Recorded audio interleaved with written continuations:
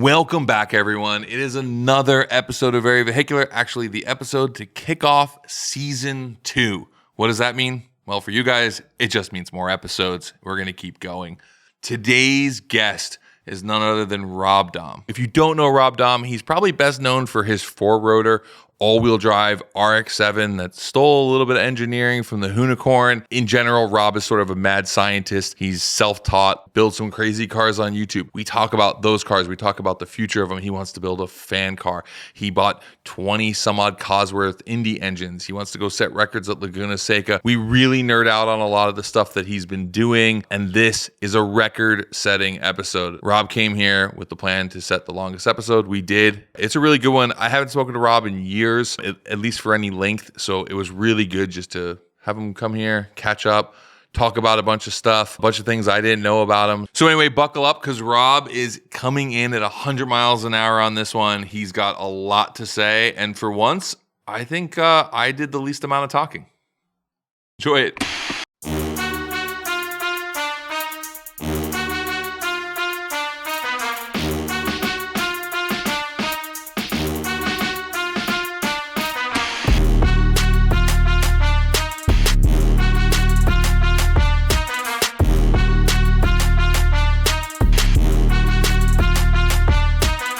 Rob Dahm, it has been a while since you and I have talked, so this might be a long one. Yes, I hope so. Yeah. No, it's funny because I was thinking, like, what do we talk about? Because when we first met you were obviously the rotary guy. That was like what you were known for. But I think the connection that you had early on to what we were doing, at Hoonigan and with Ken was that you counted the pixels and built your own Hoonicorn suspension. And that was what everybody knew you for. But you've done so much other stuff since then. I know you've got all new projects going on right now. There's so much to talk about. Obviously, we could dig into your... I still always find it funny that you were a contestant on The Bachelorette. You are one of few cars to beat the Hoonicorn in Hoonicorn versus the World. With an asterisk. Well, yeah, and you lost your hood and all those things, which was just classic Hoonigan era stuff. But I actually want to start in a completely different space because this has been a little bit of a theme on this pod, which is that YouTube has sort of escalated builds to a place that is completely unrealistic, dream fantasy world, and we all think you're the fault for that. I think I'm in the epitome of it for sure. One thing I love about the team at Vyper is that they're just like us. They can't leave anything stock. Otherwise, they'd only make red and black stools. Instead, they are constantly releasing limited edition colorways. Two of my favorites they've done, the Ghoul, which is glow in the dark, and the Voodoo, which is this really rad deep purple and black. And if you like camo, you can get a Vyper stool trimmed in official real tray. They've even done really cool collabs with friends of ours like Roadster Shop and the Drift HQ. Maybe one day, they'll do a Scotto edition. Although, they keep telling me no one wants a stool that's missing half of its parts and doesn't ever roll. Anyway, check them out at vyperindustrial.com. That's Vyper with a Y. Being a full-size human at 6'8" with a head to match, wearing sunglasses, or any glasses for that matter, has never been flattering for this melon. That is until Heatwave Visual launched extra large sizes. That's right. See these glasses on my head right now? 152 millimeters wide. That's big enough that it even saves me from looking like Oliver Tree. You too can free that oversized head from those shameful too small glasses. Go check out all the extra large styles at heatwavevisual.com. All right, we got a big update to the Scotto fleet. Ashley did it. She finally sold her F100 to Mike Burrows. Regular listeners know that he has been hounding her for this truck for a long time. But a deal was made, and that deal includes him helping us finish her Land Rover Discovery. That means it's gonna need new tires. Great timing, because Toyo has just released the new Open Country RT Pro. This tire is an aggressive hybrid mud terrain and comes as tall as 42 inches. It has a 3-ply sidewall, it's got massive lugs, and unlike the Land Rover, it's durable and reliable. Check out toyotires.com for which Open Country works best for you. Fantasy world, and we all think you're the fault for that. I think I'm in the epitome of it for sure. I'm one of them. Yeah, do you feel that way? 100%. I struggle with that completely. Because for me, early on, you were one of the first builders who were not running a shop and in the world of building cars, who was building something that was just way outside of my imagination at the time. right? Like we built the Hoonicorn with a race shop, right? Like Von Gitten's like race team built that for us. Like guys like Ian, these were guys who were working, in NASCAR and, in oval racing and all this stuff. You instead were like, no, I'm just going to do this on my own and like figure it out. Yeah. Not completely on your own, but like you had this, like, I forget, do you have engineering background? Computer engineering. Okay. Yeah, that's not the same. No. No, I went to school for mechanical engineering and then I transferred to computer engineering before /computer science before I just made the leap into communications and journalism. But yeah, it's very different. Yeah. So. But my dad is a mechanical engineer. Okay, so you grew up honorary. Yeah. Yeah. No, I get it. My father's a scientist, so there's just certain things that just get ingrained in you as a kid. Yeah. So, I mean, early on, like I want to go back to that. Like, at what point? Because, like, I'm familiar with your content and what you were doing. Really, when you started, like the 4-rotor project, like that's what kind of put you out there. All-wheel drive, 4-rotor, FDRX7. It just seemed like something out of a video game build. Yes. And you were making it come to life in what felt like a very DIY sort of place. And you were taking what I actually think is like peak YouTube type, where like you could spend an entire episode on just like making one component work, right? Like it was a different time back then. But what were you doing before that? Like was that real? I forget. Was that your first project? No. So initially, it was something where I didn't even plan on doing YouTube. Long story short, my YouTube channel was actually my way of showing an idea I had as a computer guy. I'd built this website around YouTube that if I held up a turbocharger at 3 minutes in, it would have a link to go buy a turbocharger. So it was a business idea I had. I did not know this. Yeah. I had no idea. Well, I never released it because it was just a proof of concept, and we got it working. Where like you could click a link, it would show up, but of course YouTube's not going to like you having a thing over YouTube. Right. And so I made a couple videos and then... which is basically what Meta now has on Instagram. Yeah, exactly. Like I'll post something and be wearing a product that's not mine and someone's like, do you want to list this for sale? I'm like, absolutely not. Yeah. So if you scroll all the way to my very first video, it's me trying to show off a Power FC that you could buy. And here's the features of it. And so that was really my proof of concept. And then I let YouTube sit for a year or two and then realized I actually enjoyed sharing my life. Like it became my journal. Like it was here, I've proof I've lived an interesting life, and that's really where YouTube. That's why the why behind my channel. So, what was the first project car you did on the channel? What's really funny is I was one of the first Lambo bros. Right. I bought the Diablo. Yeah, the Diablo. Financed the crap out of it. Yeah, and the background for that, I just want to paraphrase on or shorten this is. You made money in the medical space, right? With your brother, I think was this, right? Medical IT. Yeah, yep. And then from there, you treated yourself with a Diablo and a massive and tried to get married on television. Yeah. Okay, cool. Yeah, that was 2011 was a whirlwind of change, and it was the first time out to California as well. Okay. And so then I made that video thinking, okay, this car is going to go viral. Absolutely bombed, and I also bought the 3-rotor RX-7 from New Jersey at the time. And that went viral. And I was like, this doesn't make any sense. And did you grow up as like a car guy? Was that, or were cars something? Detroit. Okay. So OEM car stuff. A lot of my customers, aside from the medical ones, were all tier 1 auto suppliers. We built some systems for Tenneco shocks. Right. And so, indirectly, but no, my family's not, I don't come from racers or builders. So then, like, I mean, I imagine you're sitting there being like, I got a Lamborghini Diablo. Like, this is what people are going to love. And it didn't move the needle. And then you post a 3-rotor RX-7. And, yes. But it was kind of like one of these things. The 3-rotor RX-7 was interesting to people. And I thought it was played out. This is 2011. And I thought, okay, there's 3-rotor RX-7s online. You can find it. If you look hard enough, they're all out there. So I felt at that point it was already saturated. So the 3-rotor was my love, though. The Diablo was my childhood love. And so what's really funny to me is the announcing that I got the Lamborghini meant nothing until I made a video telling people how I bought it. And it was the first person to be honest and say, I financed the majority of the car. I put the bare minimum down, and here's what it takes, the bare minimum, to buy your dream car. And people resonated with that emotion more than the car.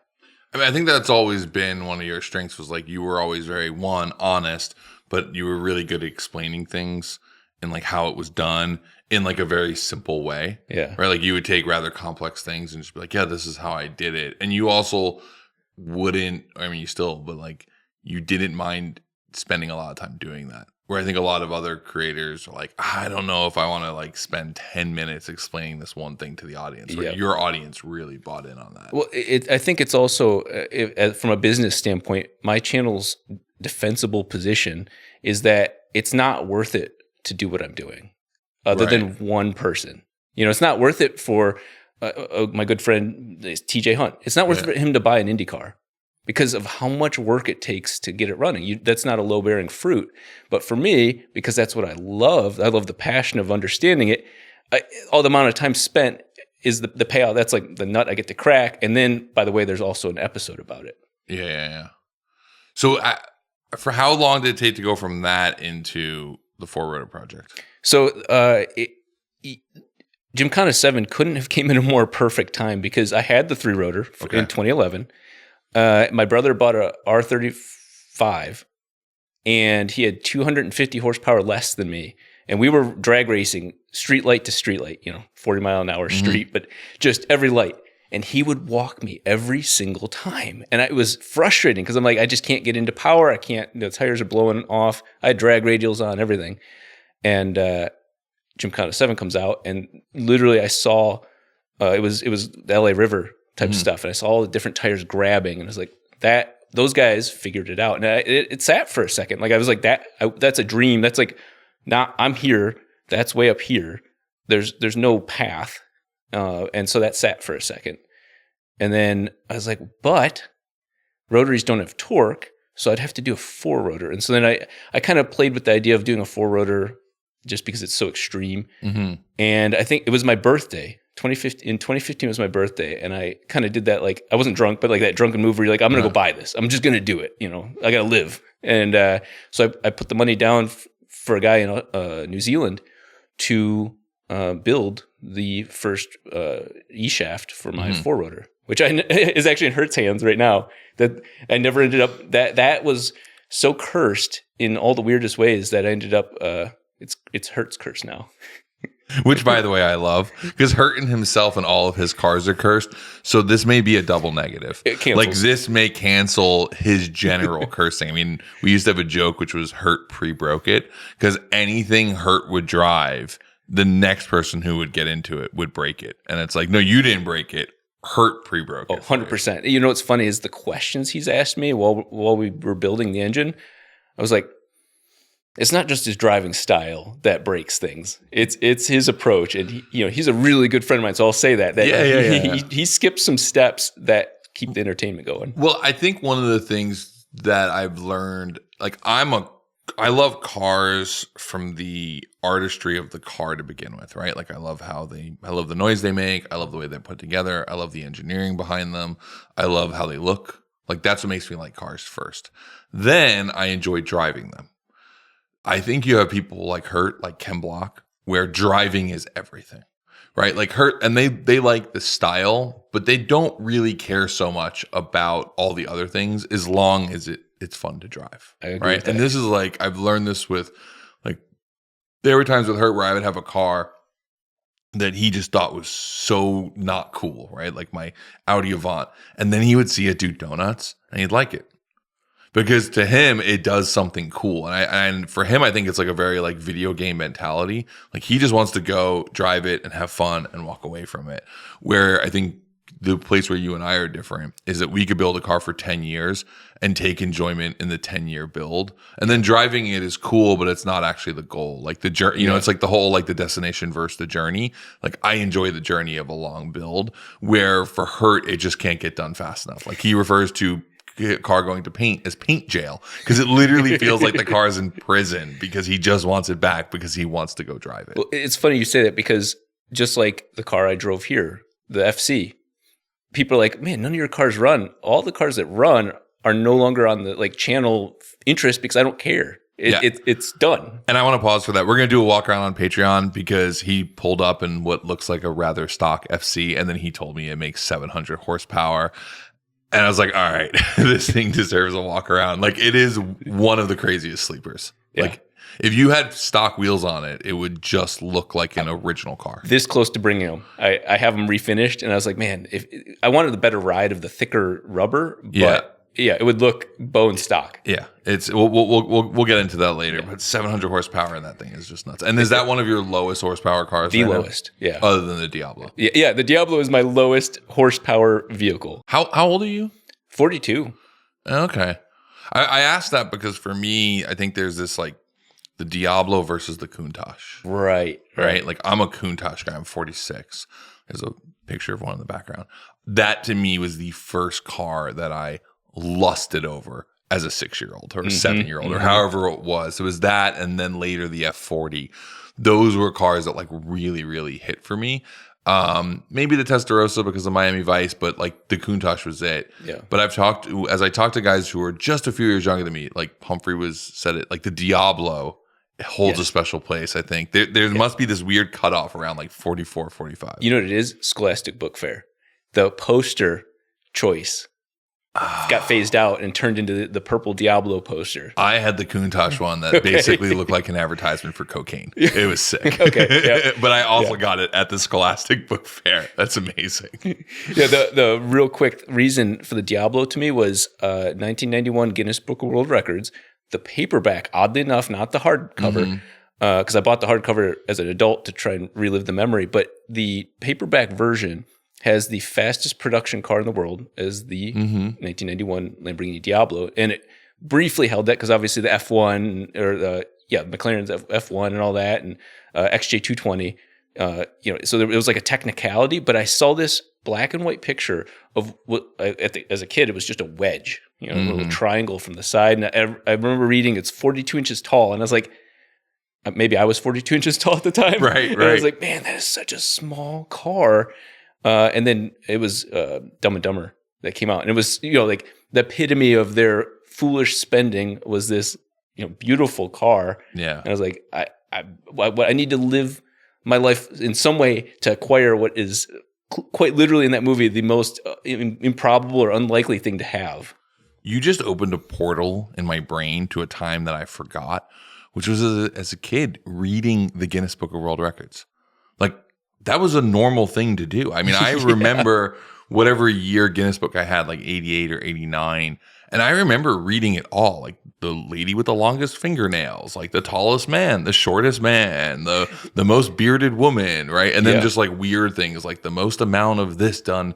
And I actually, when you said that, I remember there was all these automotive stats in there, which was super cool. I completely forgot that was like a thing. Like, what kids today read the Guinness Book of World Records? It's a picture book now. Yeah. But with that, genuinely, if I'm going to say a part of my personality was formed from something specific, it was the Guinness Book of World Records. I wanted to be somebody that held a record. Do you hold a record? No. Why don't you do that? This should be something we should do this together. Well, okay, so that's actually this year is going to be a record that is very, very my big boy record. And so this is I've said it enough publicly, but I haven't formally stated this. So this will become my first time of formally stating it. State it. Okay. Give the background. The fastest car around Laguna Seca. Okay. Is a 2005 record. It's a F1 car. I bought that Indy car, and the peak speed-wise, performance-wise of an Indy car, really an F1 car, is 1999. That's when drivers' retinas started detaching and people started passing out. And again, that record, the superlative aspect of it, my thought was, if I buy this Indy car and then resto mod it with modern stuff, no limits, can I have a professional driver? I'll drive it. But by the way, I have a driver for you who would do it. Okay. J.R. Hildebrand would do that. And he obviously has driven Indy cars. Yes. But this is the kind of thing he would want to do. We need to get JR involved in this. That's perfect, because the thing is, I have the rest of the crew. So I bought all those Cosworth engines, and this is kind of like good money. I know, I DM'd you. I was like, you bastard. I was like, I want that too. I don't even know what I would do with it. You bought a haul of how many engines were it? 25 engines and enough parts to support them indefinitely. What are you doing with them all?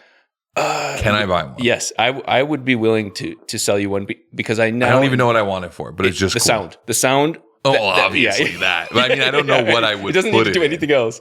I would put it in a rally car personally. But what's the displacement on them? 2.65 liters. Wow. So you could actually run that in a car. Like, I don't know if you saw that Ferrari powered Subaru that came out last year. Oh, you did? Yeah. And the whole thing on that car was he was trying to get around the loophole of displacement versus, what the car came with. So he was able to basically compete with a V8 and, be really, really competitive because he, found a loophole in the rules, which is cool. Yeah. It sounded, of course, incredible. Yeah, it sounds sick. Yeah. But these things. How did it drive, by the way? I mean, tons of torque down low. Yeah. It was incredible. Was it a 360 engine? I forget what was in it.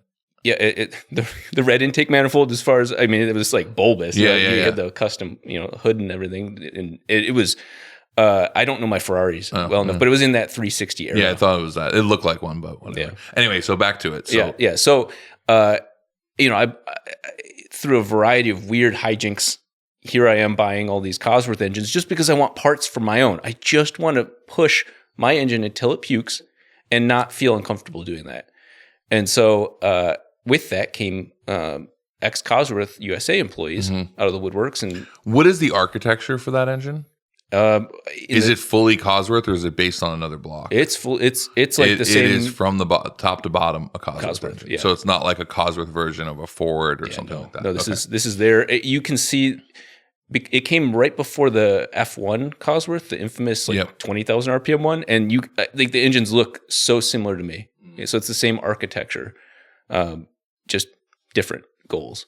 But the goal is, okay, everybody's saying, hey, just only run it to 13,000 RPM instead of 15. It's a 15,000 RPM red line. Turn down the boost maybe. And I'm like, I want to experience it in its full tilt. That's why I bought the car. And with what I said, the guys from Cosworth were like, hey, yeah, if you want to run it, do this, this, and this. But if you want to run it, right. They brought out the spreadsheets. They brought out all their paperwork from 97 to 99. And I asked them, I was like, no YouTuber bullshit aside, all that aside, could this car break the track record at Laguna with a driver? And the guys at Cosworth off camera were like, you don't have to rest them out anything. Get the car running again. We broke the track record during a testing private session back in 99. Get the car together, and it'll be faster than that 2005 F1 car, but several seconds faster.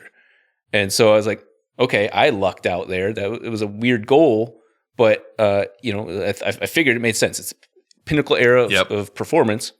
And so then the team that's helping me with the aero on the 4-rotor is also coincidentally the crew chief of the team that broke the track record back in 99. And so this is like a meant to be situation. Getting the crew back together. Yeah. With the new guy, I guess. I love it. Seriously, we could try calling J.R. Hildebrand right now. I'm pretty sure he'd say yes. What is the chassis that you have? It's a 1997 Lola. Okay. Yeah, very cool. Yeah. So that's the intention. Very, very blatant intention is to break the track record. Just like to have that car like sitting in the garage. This is what I love about you, Rob, is when I was thinking we should go break a Guinness Book World Record, there's a bunch of just dumb records that are easy to break. For example, like the fastest a car has ever gone indoors. And you go and you rent out the Goodyear blimp hangar in Ohio. There's one in Akron, which is like the largest indoor. And you could go set that. And like it's an easy record if you have a very fast car, especially something that can hook up and move quickly like an all-wheel drive car. No, instead you're like, we want to set the fastest time at Laguna Seca, which is a pretty like competitive place. So world records. All right. That's at least you're like at least you don't like reach too high for goals in life. Yeah. That's good. Yeah. Well, what's funny is I think if there's like a layer of luck, or chance, very much a lot of chance, I've lucked out that the things I don't know have been the very edge of attainable. Mm-hmm. It was Ian Stewart who gave me the front suspension geometry for the Hoonicorn. Yep. And that was it. He didn't give me a lot, but he gave me enough to feel enabled and like I have this little secret, this special thing. And then the stuff I had to figure out was stuff a person is capable of doing if they are absolutely out of their mind worried about not being the guy that followed through. And that was really the motivating factor there. Here's a question for you, because I think this is something that we struggled with the Hoonigan, I've seen other people struggle with, is you have to choose what's more important in the world of content creation. Is building the car more important, or is creating the content more important? Right? Man. Like, how have you managed that? Because I think you tend to be more on the side of making the car right than getting the content right. Right. Like, I think there's times where you have done things that I've sat there and I've texted you and been like, why didn't you do it this way? It would have performed better. But your head's more on the car side of things. Like the putting content out is like a bonus to building the car. So, I mean, it's a blessing and a curse in the sense that my audience knows that I'm out there with that.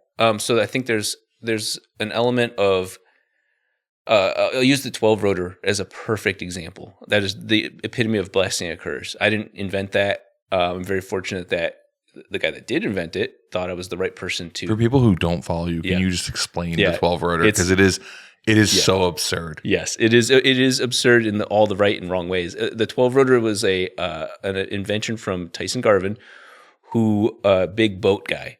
He's just like a record breaker guy to begin with. He's the dude's like mad scientist, and built it. Potential government contract, real cool stuff. But the engine ended up getting passed on, and so it's just sat there, and it's this massive aluminum hexagon shaped thing, and there are 12 Mazda rotors inside of there in like a four rotor, and four rotor type of shape, and there's no purpose. This is like how Volkswagen would have continued to build the Wankel if they had their chance, because they just love stacking things. And by the way, for everyone who doesn't know, Rob has to thank Audi for everything he's done, because it was the Wankel first found itself in an Audi. But continue. And it was Audi who cleaned up the Diablo 6-liter. There's that too. Yeah. The 12 rotor though is this thing that doesn't really serve a purpose. I'm not a boat guy. Yeah.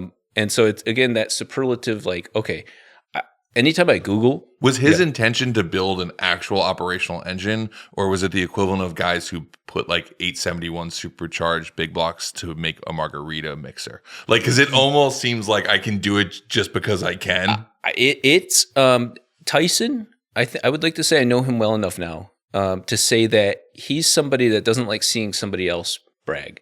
And so he's that guy that was like, okay, you know what? You think you're making a lot of power with these big blocks in your boat and setting records.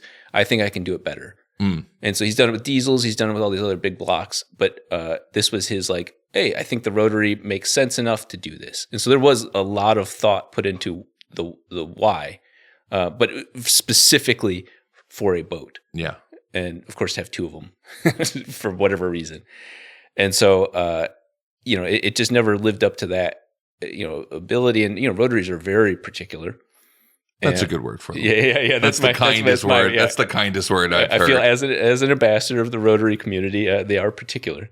But again, that thing is the amount of money it takes to rebuild that motor is way more than whatever episode, income, Patreon sponsor, all of it. It's a negative game. It's still. You get bigger numbers, you get, tons of views, 500,000 views almost every time, and tons of more subscribers. But that isn't why I do that. It's like, I feel like it's my responsibility to the car community to do it, and to myself too. And obviously. you enjoy it. Yeah, exactly. It's like you're having I'm fun. not going to act like that's, but it is, okay.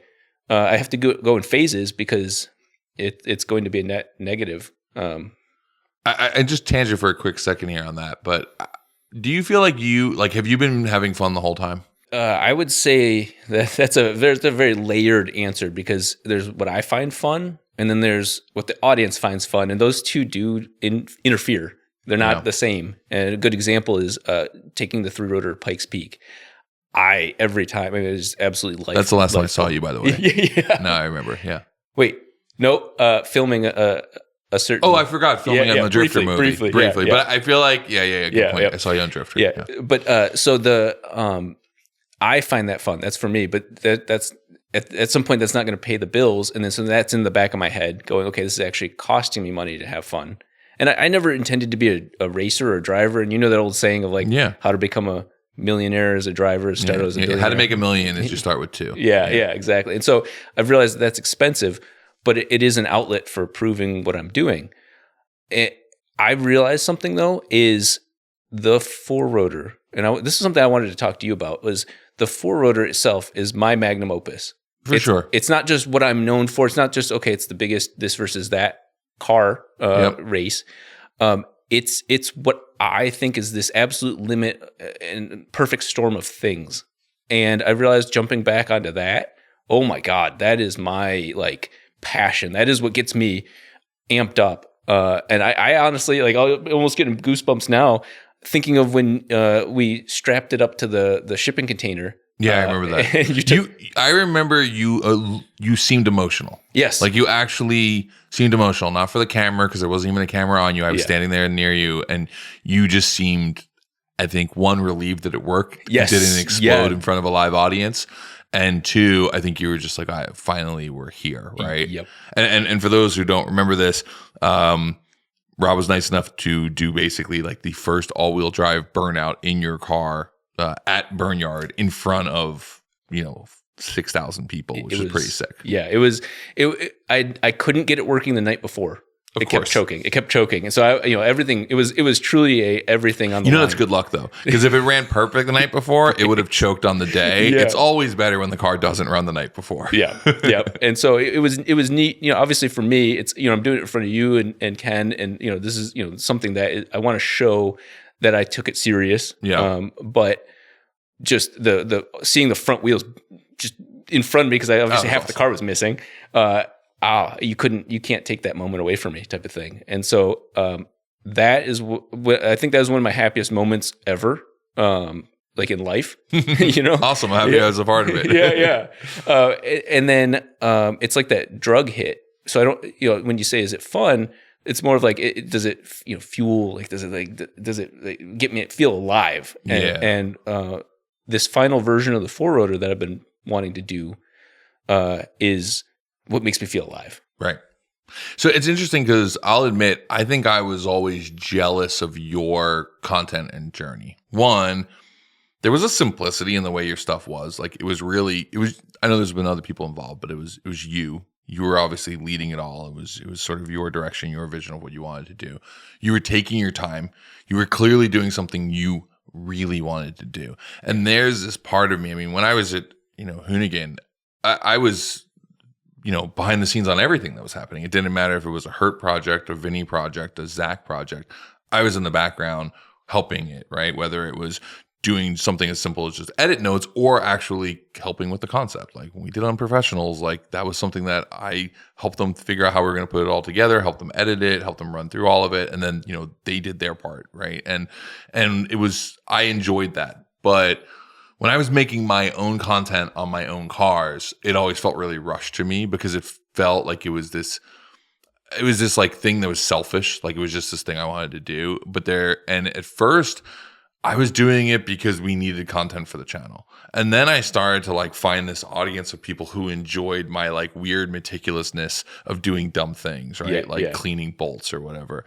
And then I found an audience that really enjoyed just the types of cars I liked because I liked stuff different. And I think this is a place where you and I are similar, which is a 3-rotor, a 4-rotor, even just a 2-rotor, any rotary is not the best way to make power. No. There's easier ways to do it. There's more reliable ways to do it. And something can be said about the same type of things I like. Like maybe not so much like 5-cylinder engines. They're pretty good at making power, but like they're not well supported, right? There's not a huge industry around them, especially here in the United States. And I enjoyed that. Like I enjoy the extra sort of energy that it takes to make a Audi Quattro fast and also handle because it really isn't as easy to do as it might be with definitely an LS or like a BMW platform or something like that. So I think there's one thing is like, I always saw that because I always wanted a rotary. Like in my head, I've had a couple, like, I don't know if you remember, I had that Opel Manta. My plan was to put a rotary. Yeah, I remember. Like I thought like that would have been really cool. Like in the back of my head, I've always like threatened myself with the idea of like, ooh, like a rotary seems like a total nightmare you would absolutely love. Yes. Very much. Exactly. Yeah. But I think I saw that, but I also like my dream situation is being able to spend like 4 years building one car on YouTube. And like you did it. Yeah. Like you did. And how long was the 4-rotor build? Fans would argue it's still going. Right. True. But the coolest part to me is it was 2016 was the unveil of the chassis. It was a proof of concept to me. And people thought I was trying to bring a running. I was the first guy to bring a very blatantly non-running car to SEMA. And I did not think it was a controversy. I just thought it was like, hey, look here's what I'm trying to do. Right. And people lost it. I mean, you do that now and nobody cares. Yeah. And that's something that the current like saturation is a whole different, I can't get here if I start now. Yeah. But the interesting thing is, 2016, proof of concept. 2019, it ran for the first time. So those 3 years were some of the coolest years of my life. Is that I didn't want to be the guy. I mean, that's like the thing that a lot of people don't realize is that I wanted to have the team. I wanted to have the Ian Stewart, people that were smarter than me. I don't know shit about suspension. I wanted to have. But you clearly figured it out. Continuing to. Suspension is definitely it's a black art. Yeah. The scary thing is I had Mike Kojima over at the shop last week. He's a big inspiration of mine. And when he's going, you're doing something weird. Yeah. Kojima is genius level when you talk to him, especially about suspension. Yep. Yeah. He was definitely one of my, obviously inspirations, but very much a technical advisor. But so 2019 was the car first ran, and then that 2019 to 2020, early COVID, right, all that stuff. That was really where the like proof of everything started to showcase, and it was neat because one of my greatest motivations throughout all those videos from 2016 to 2020 was like, oh, you won't ever get it running. Right. You won't ever make power. Oh, it runs. Okay, it's not going to last. Okay, it's lasting. It's not going to make power. It's not going to make power. Okay, it won't drive. Yeah. And it won't launch. And the problem is I kept proving every one of those wrong, and then they all disappeared.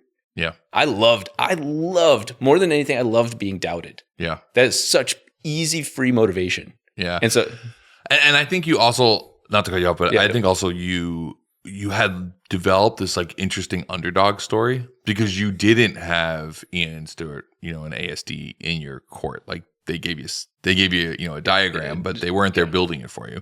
You were figuring this out all on your own. And I think you were one of the early YouTubers that gave people confidence that maybe they could do it themselves. Yes. Right? Like, I could just try this. You could just do a thing.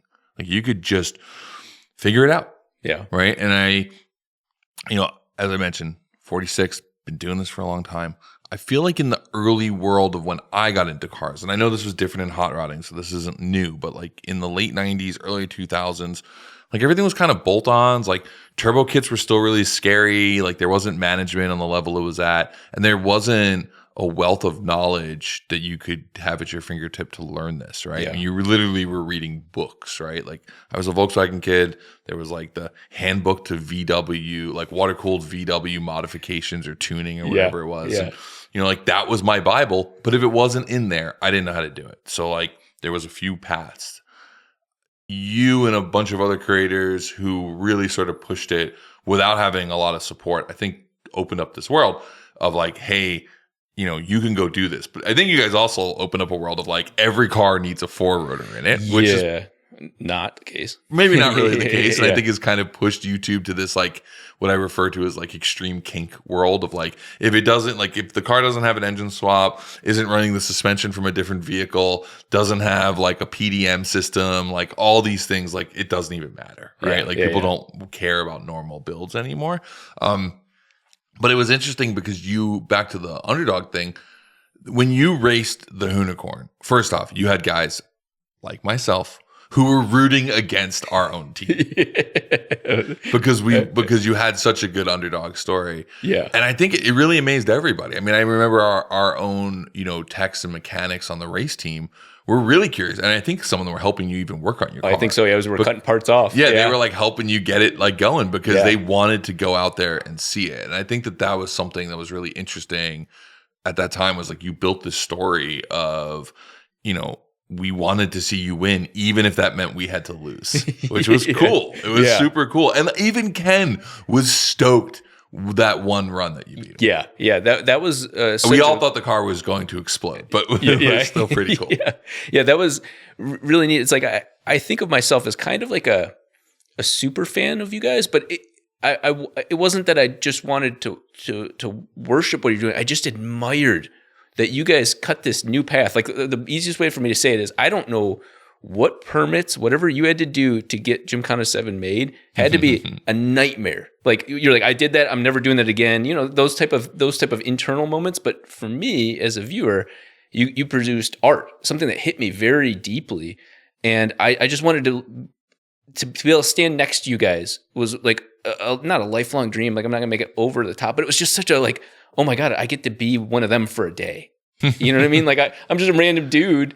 And what I've done like not earned respect, but showed that I could play at their level for at least one day.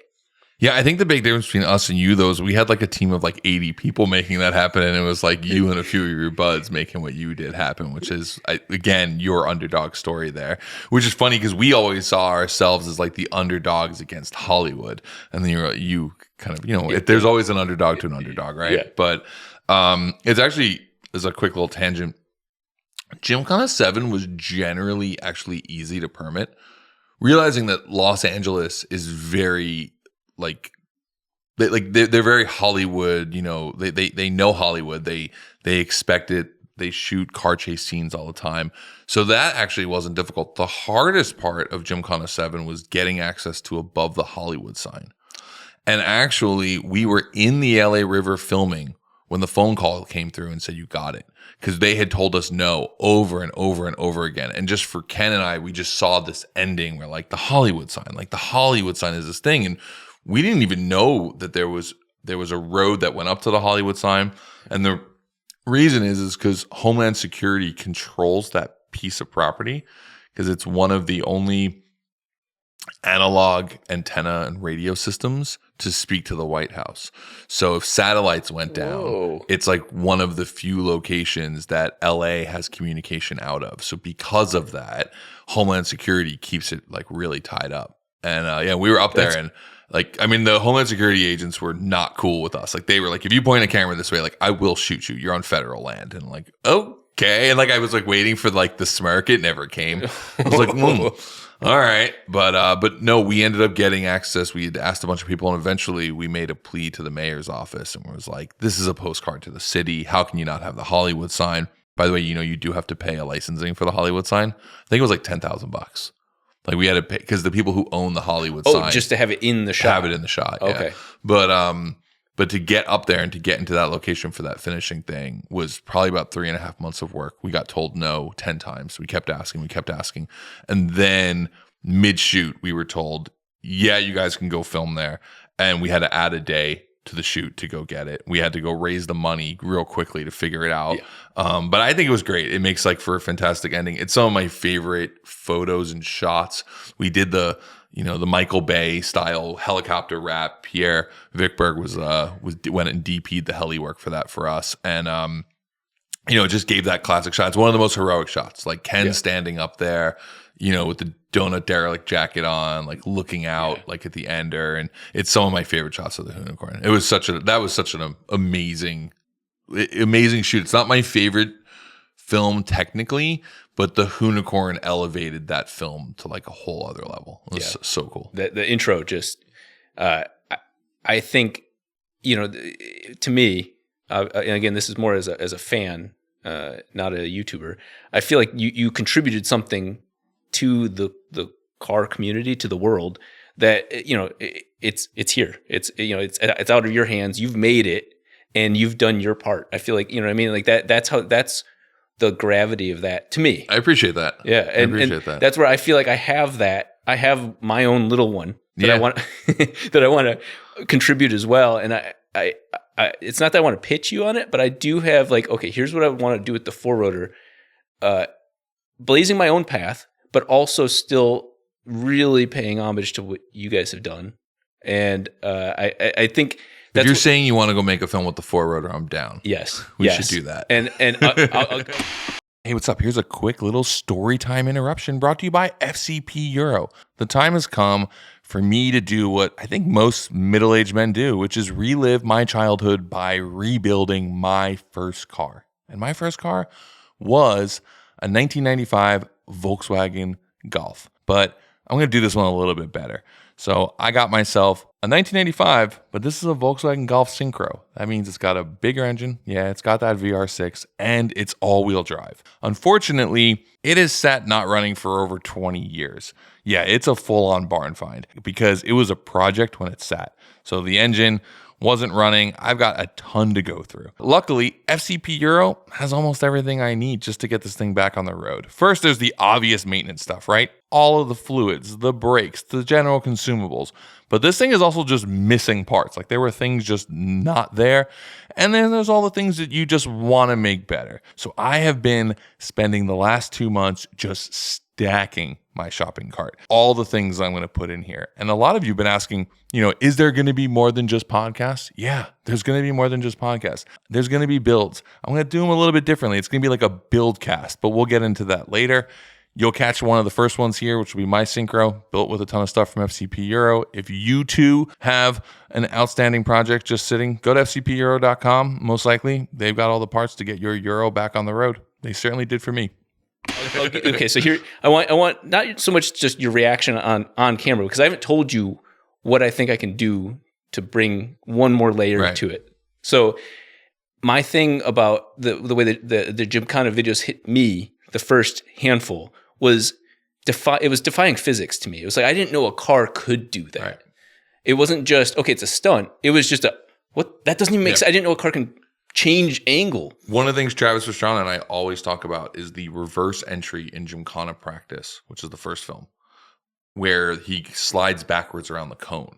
And it just doesn't look possible. Like you had never seen a car do that before. Like even in rally racing, not to that level of precision. Yeah. And I don't know if we've ever been able to capture that same shot again, but we've done a lot of other things where you're just like in Detroit with the Hoonicorn, just sliding backwards for 70, 80 feet, wheels going one way, car going the other. It feels like the thing you kids do with Hot Wheels, right? Yes. So here's my pitch. There's only one thing I think I can bring to the table that you haven't done. Okay.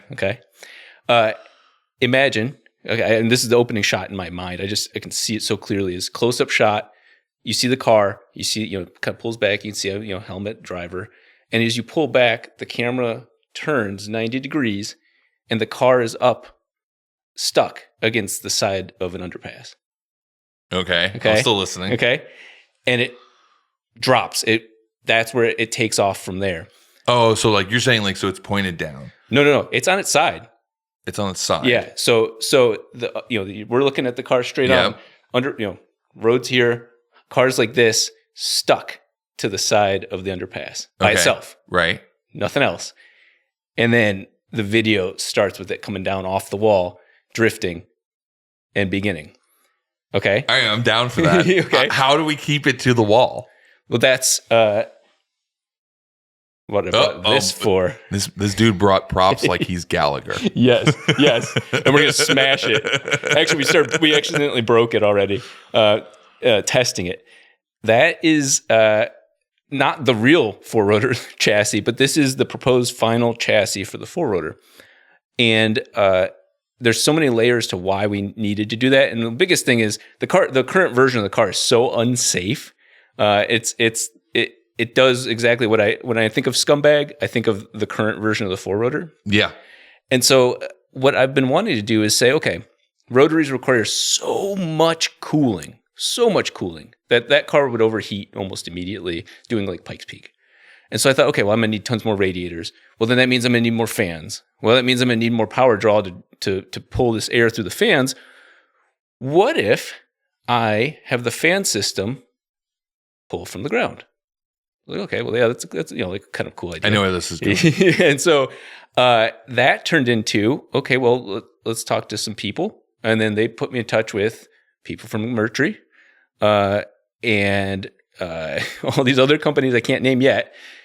And my wild idea, and quite literally the idea of the car being stuck to the side of the wall, was one of the design cases for it. I have these XF1 engineers all excited that this is such a weird, unique case that the vacuum system for pulling air through the radiators would then also divert to the ground and pull the car to the ground. Now, this came from the fact that when Ken and I raced, and then when I did the this versus that afterwards, aside from dialing in the suspension, I have this much power and I can only use this much on a street launch.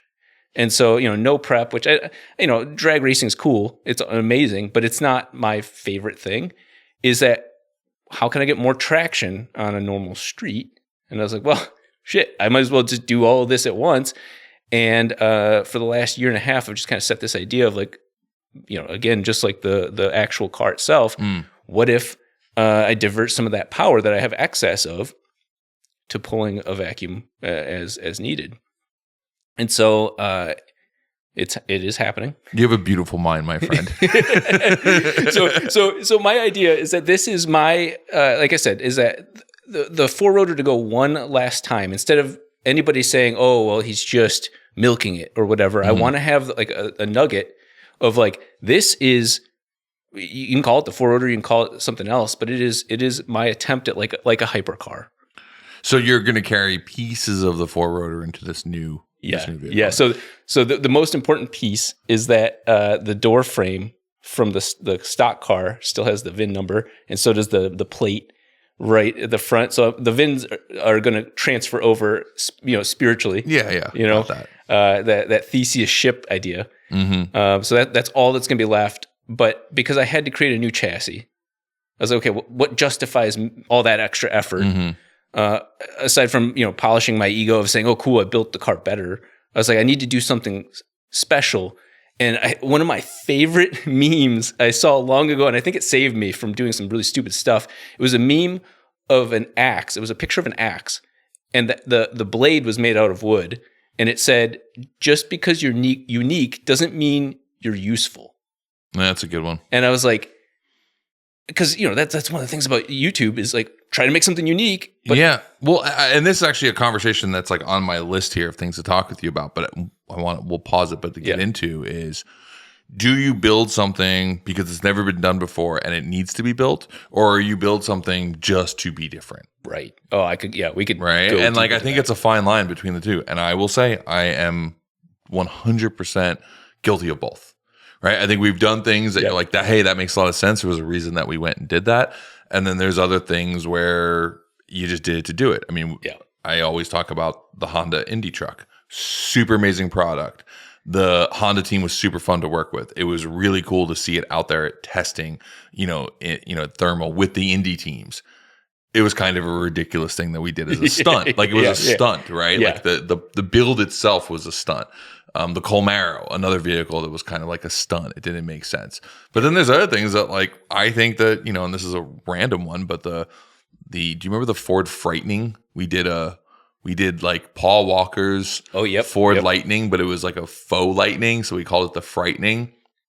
But that thing came with, and we called it Lord Frightening, which I love. I love naming things, and like Ford Lightning, Lord Frightening was just one of my favorite. But we put like a 1J or 1.5J, I forget it, which like just made a lot of sense, was cooler, sounded better. Like that was a good swap, made sense. Yeah.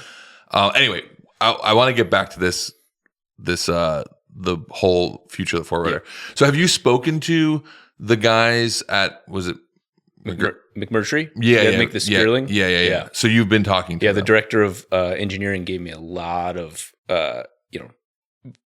as far as he could, even suggesting without an NDA, because their product's not out yet. It's not in customer hands. Yep. And so he said after the customer hand, once that car starts getting delivered, he goes, I'll tell you everything. Yeah. But until then, because a customer can take the car apart. Yep.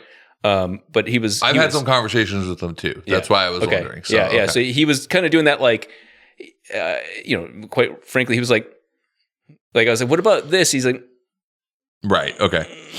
And that was, for me, that's all I need. Yeah. I just need like kind of blinders. Otherwise I'm researching weird stuff. I mean, watching that thing at Goodwood it felt like AI. Yeah. It didn't make sense how fast it was moving. And I'm sure you've seen other clips of it passing, GT3 RSs on the outside, like it's standing still. I asked him that shot specifically. I'm like, what if for one of the shots of this potential Gymkhana video, I'm drifting outside of a car that's grounded, and I'm drifting faster than he can drive the turn. He goes, with what you're looking to do, the car won't get unstuck. Right. And so I was like, oh yeah, okay. But I was like, what if? And so it's nice that these people are helping me. Okay, yeah, that's a pass, fail. Yeah, definitely this. And so whatever I'm saying, I guess, is legitimate enough to them that they're all helping. Yeah, I mean, this is crazy because it's definitely lives in this world of what felt like make-believe. But if you can create enough pounds of force and suction that is higher than the weight of the car, it should stick. It's like that simple. Yeah. Which is just absolutely wild. I mean, it's the same idea that like a modern day F1 car should be able to go upside down because it creates more downforce than it weighs. Yeah. Getting it there is always, and I've worked with engineers on trying to do that. I mean, I think this is, I don't think anyone ever did it, but I know it's been something we've talked about as like trying to get a car to rotate through a tunnel or something that. Like everybody's like, how can we do that? Yeah. But an actual suction system makes it so that the car can just sit there. Right. Yeah. And I'm not even trying to go upside down, which in theory the system I'm designing could, but I don't want to make that claim. I feel like just go slowly. Yeah. In the world of absolutely absurd. And so I mean it's been incredible because like I said, is that similar to building the car the first time, I've gotten enough information that I know I can see the end in sight. And the thing that I wanted to say is, can I just pause you for a second? Yeah. Do you realize how ridiculous of a statement this is? That the end in sight is a 4-rotor FDRX7 all-wheel drive that has a vacuum system that can adhere it to a 90-degree wall. Like that is not normal, Rob. No, like that's just not a normal goal for people. But I applaud you. Thank you. It's what I think I can do. And like I said, going back to that axe, is that I think I can produce something of value. And it just really, this is what I wanted to ask you about is, and you've almost answered it, but is this is my magnum opus. This car is, it's not what I want to be known for. It's what I want to see brought to life. It is what you're known for. At least the previous version of it. Yeah. And so that's what I was going to ask you. Out of all the things, you're not the behind the scenes guy from Hoonigan, but you're also, I always felt like who strung it all together. And obviously it's a team and all that, but what would you say has been your magnum opus that you've created, and B, does that align with what you've wanted to be known for? That's a really interesting question. Yeah, I would say like for me, Hoonigan as itself and sort of the cult of Hoonigan, I think is probably the thing I'm most proud of, right? And that is all these different things that come together. So yes, it's the content we created. It's the people that I assembled to become this amazing crew, right? And like realize a lot of those people, especially the ones who were the biggest names, were not hired to be talent, right? Hurt was not hired to be talent. Vinny was not hired to be talent, right? None of these guys, were hired to be talent. It wasn't until later on that we realized when we brought in people like Soupy, we're like, hey, they have to be on camera, that you start thinking about that.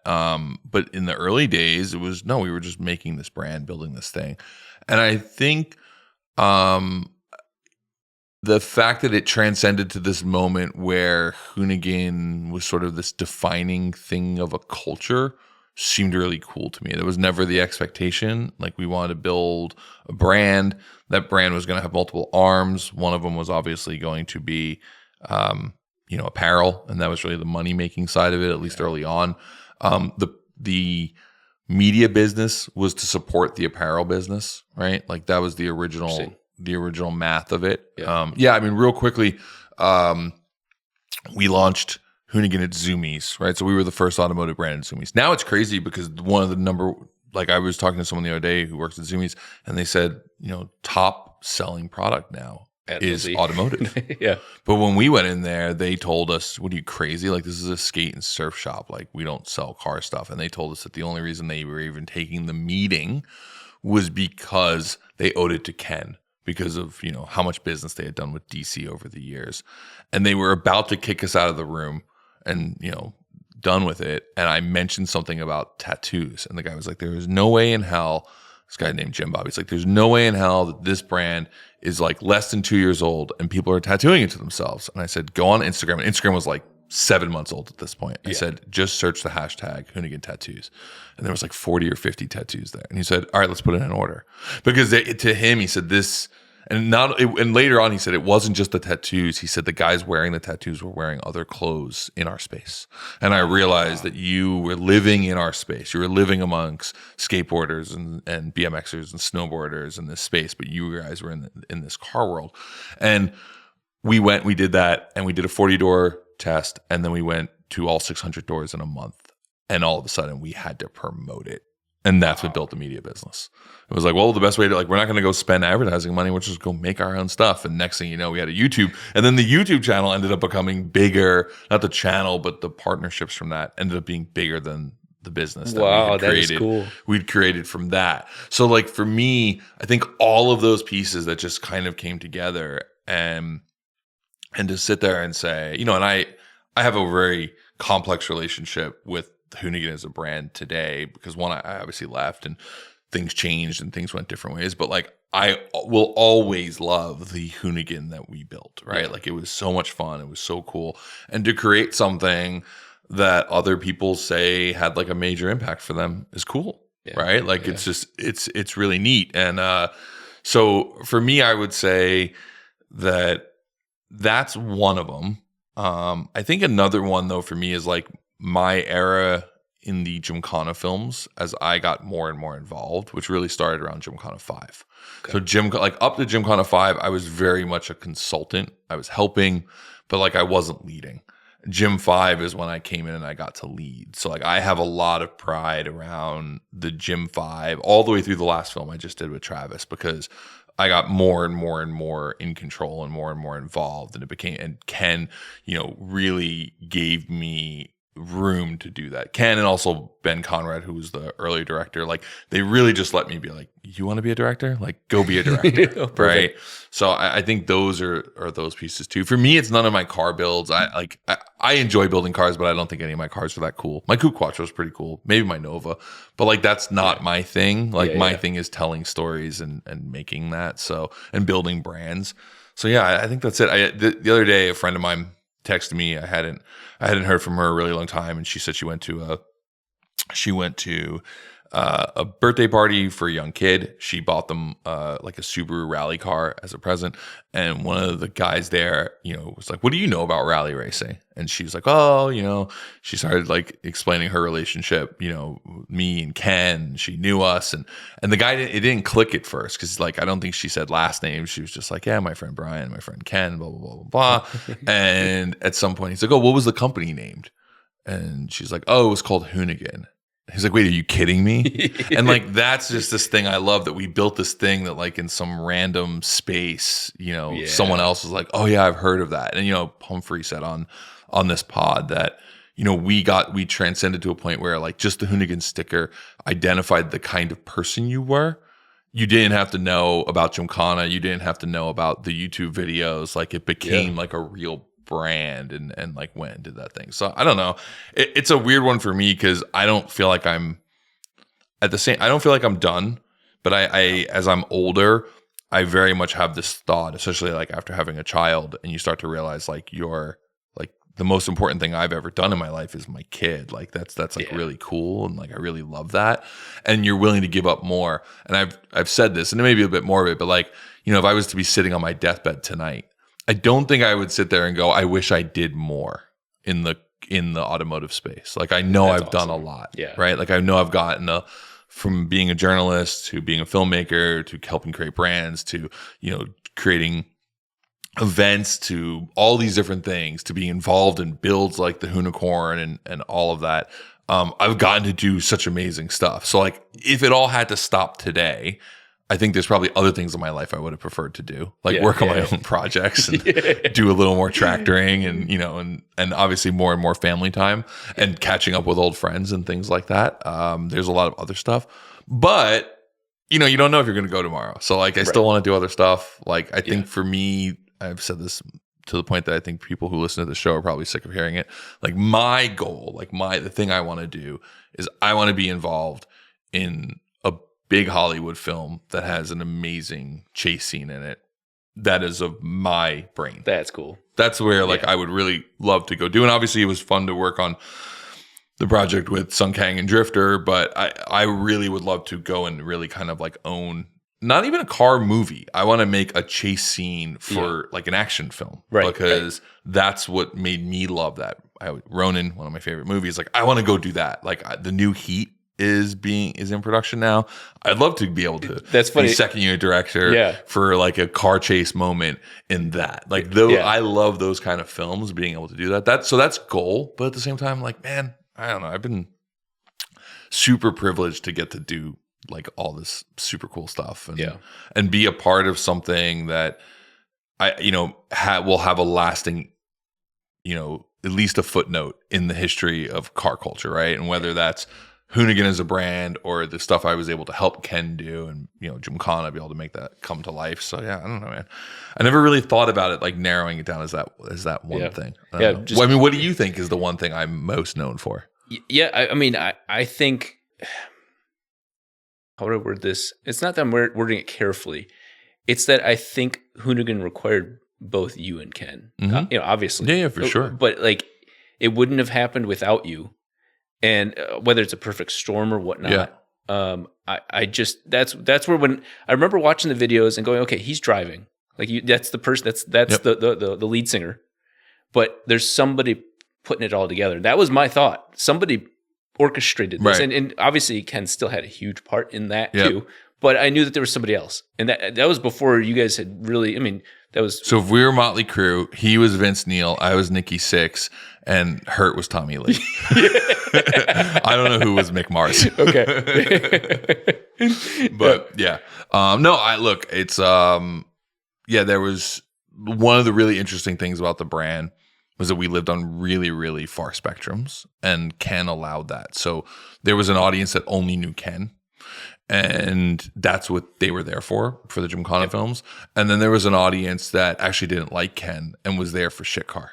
And like the fact that we could own both of those was interesting. Yeah. Right? And, you know, I think sort of the whole scene has come around. There's obviously a much greater fondness for the memory of Ken.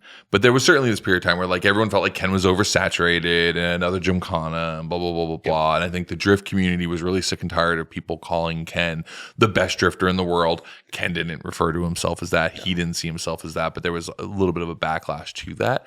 And in year one, it was the end of the year and we really were focusing on drifting. We hadn't done much in rally because early on, Ken and I said, you know, we could go and do this in our space. And if it's successful, it just proves that we have a Ken Block licensing company. But if we could go do it somewhere else, it proves that this brand could have a life beyond Ken. That's cool. And that's very important. So we purposely looked at drifting and that community went after it. And at the end of the year, Ken had won an event and we posted something, you know, celebrating that Ken had won. And somebody replied, I don't understand why you guys sponsor that no talent ass clown. And I screen grabbed it. Yes. And I sent it to Ken and I said, we're winning. Yeah. Because if someone could think that about you but still love the brand, it's like we're speaking to enough of a broad enough audience. Right. And then we strategically looked at the space and said, okay, we want to go after off-road. We're going to go talk with people on off-road. Obviously, that was BJ Baldwin, relationships like that. And then we wanted to get more into muscle cars. And I was like, I'm just going to build my own car, which was the Napalm Nova, and do more stuff in that space personally, because there wasn't really like a particular person or ambassador. And actually, in a weird way, that Power Tour doing all of that is sort of what led us into the YouTube world. Because then we started to become more aware of like the people like you or Mighty Car Mods or guys who were in the YouTube space building cars and sort of building celebrity around nothing versus like taking an athlete who was already established, who was winning, who was sponsored, and using them as the spokesperson. Because if you think about the Hoonigan model, we started, and I feel like every podcast devolves into me talking about Hoonigan on some level, but we went from Ken Block was like our hero person, and Ryan Turk and Chris Forsberg and, Vaughn Gittin in the early year, and, Tony Angelo, all these drivers were involved with BJ Baldwin, blah, blah, blah, blah. I mean, the list goes on. Leah Pruitt. I mean, we had so many drivers involved. And then all of a sudden it became about the guys who worked in the building. Yeah. And it completely shifted. I mean, 2016, 2017, that shift came. And now it was, the Hertz, the Vinnies, the Rons, the Garys, the Dans, the Darnalls, the Soupies, like all these guys who were just normal people. They were very normal people who we realized that that's what the audience wanted. And that was fun. It was like fun to make that transition and to go about it and do it a different way. Anyway, I don't even know if I'm answering your question that 100%, because it feels like for me, I'm forced, whether it's myself forcing it or whatnot, I feel like I'm forced to do the opposite. Is that I want to at least briefly touch the scoreboard and be the hero for a moment. Not so much for myself. Me racing Ken, I already won. Like in the sense of like to be there, just pulling up to line. Yeah, exactly. To be recognized by it all. Yeah. You know what I mean? Like that for me, being at Pikes Peak, I'm one of the Pikes Peak drivers. It doesn't matter what time I run. Yep. But then there's my fans that want to see me win. They have emotional vested interest, and they think that by being first or by being whatever, it means that I've won. And I want to win something for them. I want to be that hero. That they think I am, not just who I think I am. I don't care about that, but I want them. I want to win it for them, type of thing. And that's where I feel like, okay, the 4-rotor is a result of all of my learning, all of these years of everything I've put together. Nobody else is ever going to build a car like that, and I don't mean like the Hoonicorn, as in a rotary. There's no reason, not that they can't, but I want to showcase. I mean, Mad Mike might. Yeah. But you know what I mean? Like in the sense of like, it's just business-wise, it's not worth it.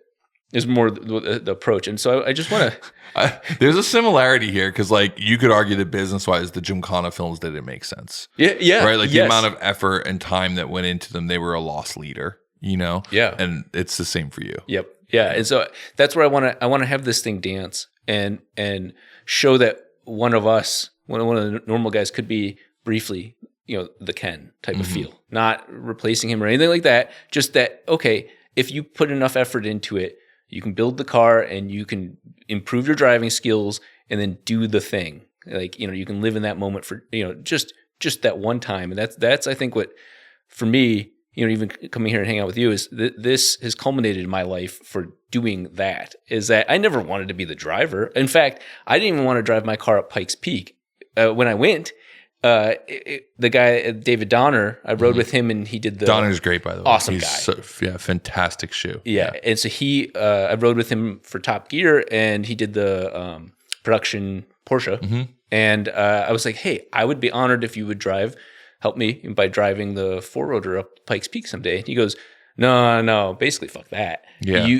You put that much effort into your own car, you need to be the one driving it up the mountain. And it like... He said it in such a way that made me think that that's exactly how he said it. It was like whoa, most people would love to drive a car that's not theirs. And he's like, no, that's got to be you. And that's where all the okay, well then I think that if a guy like me can randomly become a builder, can I become a driver? Does that concern you that you'll let down the build? Because you're not a driver, right? You've done more driving than I have on a professional level, so you're more of a driver than I am. But you are not a trained shoe. No. Was that like a worry for you that like you would be the failing part of the car? Yeah. Especially the 3-rotor at Pikes Peak. What's funny is the audience thinks that my driving is the weakest part of my program. When I whatever you call it. Okay. But what I'm getting to is all the problems I had on race day were all mechanical problems. Right. So one of my thoughts was, that okay, look at my biggest risk, which is me as a driver. And if I overbuild the car, I can drive the car 80%, and the combination of the two still wins a race or breaks the record, which the first attempt, the fastest RX-7, which is, an arbitrary goal, but it still counts for something to the audience. The audience sees it as, okay, that Rob can drive, even though that's a diminishing returns thing. You're going to get really good quickly as long as you're competent as a driver, and then it just slightly a little bit faster, Yeah. And I don't care about that little bit. And it's a world that's won in the tenths. Yeah. Yeah. Right. Yeah. And that's where I think the whole concept of the Gymkhana or even drifting appeals to me, is that that's more of an art. It's still a lot of technical ability, but it's not 1/10 of seconds. Yeah. And I hate to say it, but it's probably more people would watch it. Yeah. Right. Like at the end of the day, racing is a rather small section of the audience, especially if it's not Formula One now or something, so the amount of people who are really paying attention to that versus like, they just want to see a spectacle. Yeah. Right? Like I know if I push it hard enough, the 3-rotor can break 10 minutes at Pikes Peak. But if I do it in the 4-rotor, it's a sub 10-minute car. That's a sound bit. But if it's a 9-minute car, it doesn't make any difference to the audience, to be honest. Right. To us or to not even me. I wouldn't have even known. Is that fast? Yeah. And that's unfortunate about grip based tarmac driving. But that's where it was like, okay, if I can overbuild this car and then use it to learn how to do what you guys did, then the car can withhold or handle the abuse of driving it poorly. That was always like my intention. And so that was why the current version of the car is a tank and uses off-road suspension type like linkage, because I've never broken anything on it. And had I broken any one part of that car, not the hood, but had the car not made the runs, that's a failure. Right. When the hood fell off, I was so excited because I knew that episode was in the can. I knew at that moment I didn't have to do anything else. When that hood flew off, I was like, did it. This is going to be a great episode. Like that episode almost felt scripted. Yeah, it really did. It almost felt scripted because like losing a hood on a Hoonigan episode, because we became notorious with losing hoods, not just Hurt, but all of us. Yeah. That, but also just the way you won, like the back and forth. Yeah. It was just really good. I got to go back and rewatch that. That was a good episode. Yeah, that one seems almost impossible. And it's funny because people, I went on a TV show that hasn't aired, and they were like, "Can you do the thing where you lost the hood on Hoonigan?" I'm like, I didn't do the thing. That wasn't a thing. I didn't weaken the hood. Can you do the thing? Yeah. This is the problem with television shows. Yeah. This is why I want to get into that space. Yeah. But what's really funny? I ended up blowing the rear glass out of the car, drag racing a Senna. I beat him big time. Yeah. But it parachuted the back glass out at Las Vegas Speedway. And shot 30, 40 feet up in the air. And so I did the thing. You did the thing. It's just my thing. Wasn't planned. Yeah. So. But yeah, so I feel like at this point, I've got enough awareness to know how to become a better driver or to drive the car the way it needs to be done. I won't ever be the guy hitting that curb edge and executing it perfectly. But I think that's where my like vision for what I could do for a Gymkhana video would be unique. That part of it is the personality of this, like the humor of, one of my favorite things is showing my mess ups. Right. And I think that could actually be incorporated into the video because God knows what's going to happen. Okay. So if we were going to do a Gymkhana like video, obviously I don't control that name anymore. So I can't actually say if it's going to be a Gymkhana or not, but a Gymkhana-esque kind of video. Would you do the driving? I would. That's the thing, is that even the idea of me doing some of it, and say I can't accomplish something, throwing the keys to somebody else is all within the character of what I do. Right. Okay. But I would like some of the ideas I've got are that the fan system coming out the back, it produces about 50 pounds of thrust, which isn't enough it's enough to push the car, but not enough to but I have it where I can torque vector that. And so imagine with all the tire smoke, having the smoke being shot out in different ways, just the theatrics of that type of stuff, much less modulating the fan and whatever that would create. That's all stuff that doesn't require a 10/10 driver. It's really the car doing the wild, part. And so, that type of stuff I would love to, I'm going to do either way, what I mean? Yeah. But yeah. When do you think this will be done? I just want to pencil in my calendar. Right. Yeah. So that's why I brought this is we're getting the final chassis stress tested and approved for all the different things that we want to do it for. How much space does that take up? And I imagine it runs on a battery, so you've got a major battery you need to include now, so you're adding a lot of weight. Surprisingly, the battery system I want to run is about 60 pounds. Oh, that's not bad at all. No, and the motors are 15, 20 pounds.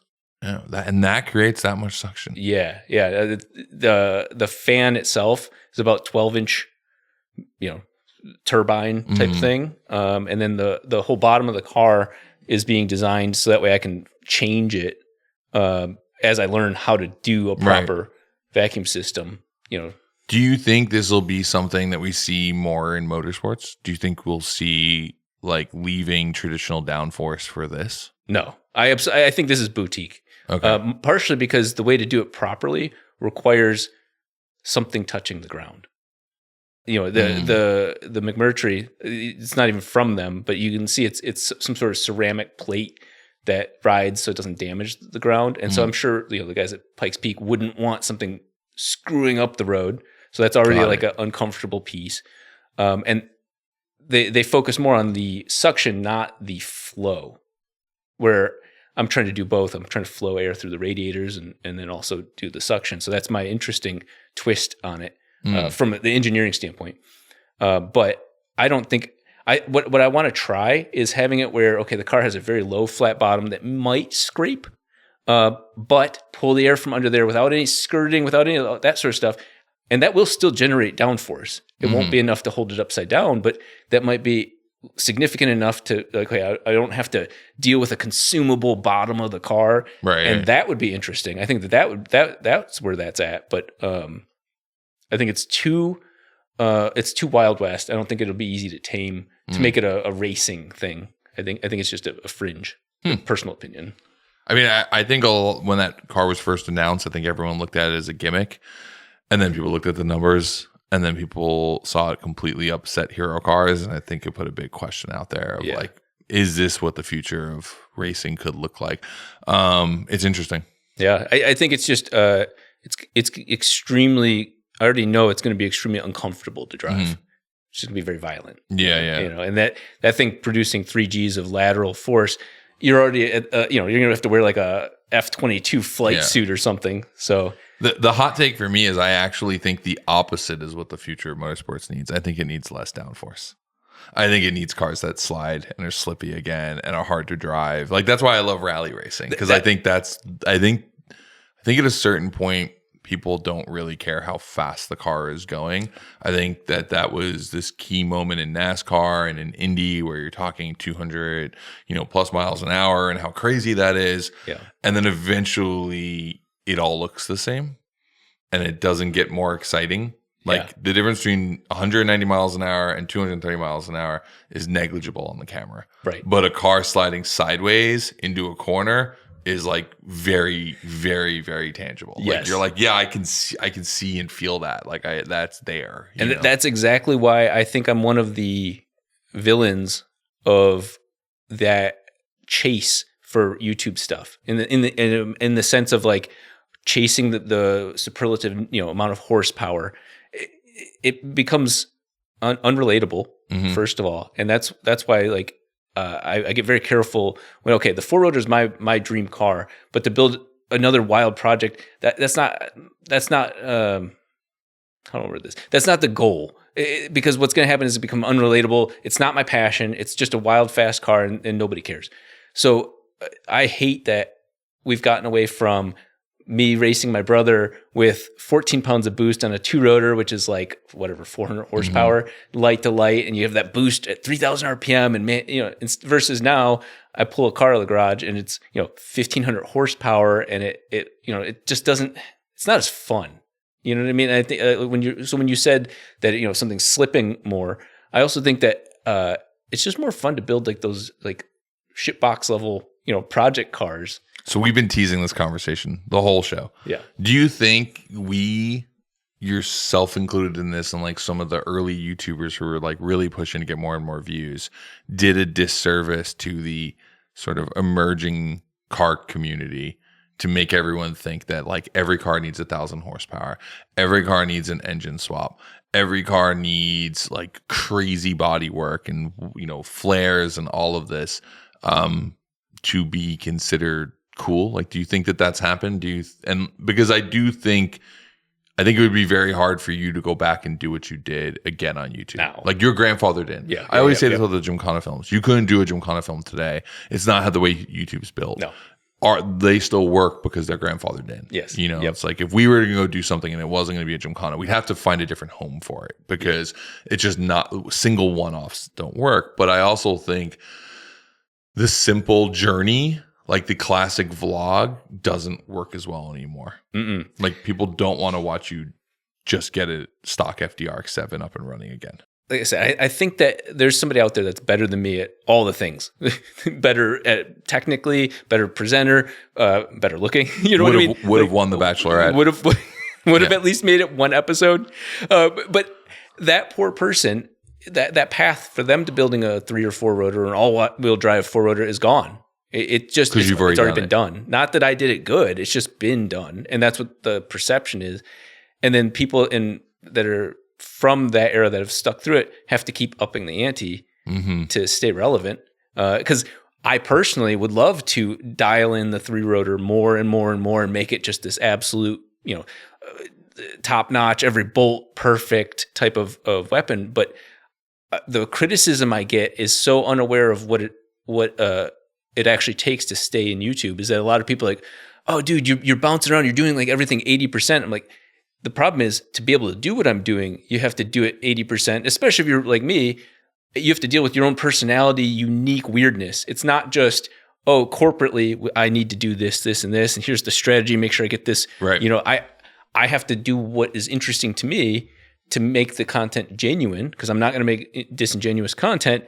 And to pay the bills and do what I want to do, I also have to keep doubling down, passing to the next guy, and that's, I think, like you said, I think that's creating this weird, partially saturated market and then grandfathering in. And I don't know, I've struggled with that for quite a bit. Yeah. I mean, look, I talked to a bunch of people about how YouTube and just one, like the algorithm that is YouTube, 2, the audience that is YouTube, and like sort of this competition between different creators, but also 3, the storytelling, whether it's YouTube, television, or whatever, has changed the way that a lot of people build cars. So for example, when I was younger, if you were going to build a car, you'd sort all your parts, you get everything sorted, and then you'd get the car painted, and then you'd assemble it. Right? Yeah, wow. You know what I'm saying? Yeah. Now, forgot that that's how it was done. Right, because why would you do it twice? Yeah. Like if you have a lot of money, you can like dry build the car, take it apart, and put it back together again. And that's how you build race cars. And then you realize, but that doesn't work for television or for YouTube because the color reveal, the finished look is such an important thing that's like the last episode. Like that has to be last. So you have to put that last. So you literally do it different. You do it opposite. You build the whole car and then you're like, okay, now let's pull the engine back out of the car. Let's pull all this out because we have to go paint it. And, that's just a small example of these things that you do. And, we all know this. 10% of the build, which is the final 10%, is 90% of the time. Right? Like getting the car to look good for thumbnails and look good for episodes goes pretty smoothly. It's figuring out that last 10%, the wiring, the plumbing, the weird issues, the why these things don't speak to each other, all the things that get more and more complicated as builds get more and more complicated. That's the part that takes the longest amount of time and is least interesting on camera. Yeah. Yeah. And you know what? That's something that I fight against. And I pay the price for that. Is that the audience claims that they want to see more detail on that. And my audience does see more detail on it, but they don't watch it as much as the more interesting, like quick dopamine hits. Well, that's because it's the vocal minority that's telling you you want that. Yeah. It's the person who doesn't tell you what they want. So one of the things I've thought about doing, and I've got proof that it'll work for myself, is I've wanted to get to a phase where I've done the thing, and then I make all the reference videos about how to do it. For example, I have a wiring video about motorsports wiring, and it's got over 1 million views, and it's 2 hours long, and it is one of my favorite videos I ever made. It took forever to produce. It's one of my most produced videos, scripted in the sense of like, I'm not just rambling. Right. And start to finish, you see the payoff and you learn how to do it at the highest level that you can, as deep as possible, also within 2 hours. Right. And so I'm proud of that video. And that's one of the things that I want to like give to the world once I've, gotten where I want to go, is just keep making, here's my ultimate guide to this. Here's my ultimate guide to that. Regardless of views or anything like that, that's something I feel like I want the result of a lot of my work. Every day to me, YouTube feels like it's over. Every day since whatever 20, I think I started really taking it serious in 2014. It's always like tomorrow's like, that was a good run. That was a good run. And I think if you look at my videos and you thumbnails, titles, and video series and timing, you notice I've left so much on the table. I don't chase the audience loves. Okay, this week there's this, next week there's that. The people want that, like, okay, what's Rob gotten done in the next week? And right. I mean, I'm so sporadic. Those are the people who are plugged into your journey and like they like the story of watching you progress. Yeah. And I don't even take care of them, because what when I bought all those Cosworths, I'm like, shit, I need to sell some of these, but I can't in good faith sell any of them because I don't know what they are. So then I had to tear one apart. And that was more of a business thing. Like, okay, to get this in, this stuff, my shop is completely full. Or even designing this chassis, it took a month to get to this point. Even though I already had the car built, the previous version of the car, it's just the amount of like effort that goes into that doesn't pay off from a YouTube standpoint. Watching screen grabs of me designing something is worth a couple seconds, really. Right. Yeah. And so that's the part I'm struggling with right now. That ties into what you're asking is the more nerdy the thing is that I care about, or like what gets me excited, is so specific that I see the audience saying, oh, you look, the comments are almost exactly like, oh, you look excited. I don't understand what you're saying, but it sounds cool. And I'm like, okay, that's a red flag for me to scale back what I'm doing, because just because I think it's exciting doesn't mean it's the best content. And that's really been my guiding force, my driving, like deciding factor, not content. What do I have to build to get the title and thumbnail I'm looking for? Yeah. And I really should do both. Because I think the core audience understands that I'm not doing it for that reason, but I still need to take care of I'm telling a story, and I'm only telling bits and pieces in a very ADHD way, and I don't think that's fair to the viewers. I was actually going to ask you, do you think you have ADHD? Oh yeah. Yeah. I think that's why we always plug in well together. Yeah. Long ago. Yeah. It's definitely, the problem is, like I said, is that when you don't have a team, even if you have a handful of people helping out, it's still not really a team. They're just come and go. It really showcases your personality weirdness. For sure. You just embrace it. Yeah, it's just who I am. Yeah. And my strengths and my weaknesses are basically the exact same thing. Yeah. Do you edit your own stuff? I haven't in the last 3-4 years. Okay. But Joel has been like, that's the only person I have that's like full time is my guy editing. And really, if anything, he's just keeping me on task, because he'll be like, dude, we have an ad. The funny thing is, I'll take ads like, AG1 and Keeps, those brands. That's the only way I release a video, is because they need a video. They're like, hey, where's the one for February? I know. It's a tough thing, and I think it's a part of the business that people don't talk about a lot, which is like the reason to put content out sometimes is because you owe something, whether you owe it to the audience or you owe it to a partner or whatever, because I think when you have ADHD, you need those kind of deadlines to force you to the moment. Hey, what's up? I figured you needed a break, and during that break, I was going to keep talking to you. Are you curious about some of these random parts that I have sitting around my house, like these ITBs or this custom cut from billet GTI steering wheel? Well, this is the kind of stuff that I talk about on my Patreon. That's right. If you want more podcasts, but also just the kind of stuff that would never do well here on YouTube, go check out Patreon. That's what it's for. To force you to the moment. I'm thankful. Obviously, the financial aspect's amazing, but I'm thankful that they forced me to release content, because I anybody listening to this that has talked to me as a close friend is always like, dude, just release the video. It's good. I'm like, it's not there. I'm still trying to, I can't talk about this because I don't know enough. And that was one of the best parts about building the 4-rotor is I didn't know what I didn't know. So here's just me discovering these things that I know there are so many people that are now friends that were like, oh God, he's building that control arm wrong. He's going to get himself killed. And I don't know any better. Right. But that's the entertainment to the majority of people. And now I have to be careful not to make the videos just for that one guy that is watching that's a really good driver at Pikes Peak and goes, oh, that's wrong. What you're doing is wrong. I want to make the video so everybody sees me as a subject matter expert, but that's not entertaining. And there's a weird balance I have to do with like trying to capture that first moment I learned something without looking stupid, but also being, honest. Hey, this is really how I thought it would work the first time, and I was wrong. I think that would actually be a really interesting series from you is like what I know now, and you go back and look at the stuff you've done and bringing in, other experts in the space to kind of like review some of that stuff with you. And man, you should, like, that was horrible. Why would you do that? Kojima, the first time I brought him over to the shop. He's very honest. Yeah. He instantly fell in love with his personality, and he's so dry and whatnot. Mm-hmm. But I love it so much. We're like buddies, we're PRI drinking buddies. Mm-hmm. But when I was getting ready, remember when I went to come to This Versus That? Actually, the first 2 times I've gone to This Versus That, I had massive catastrophic failures.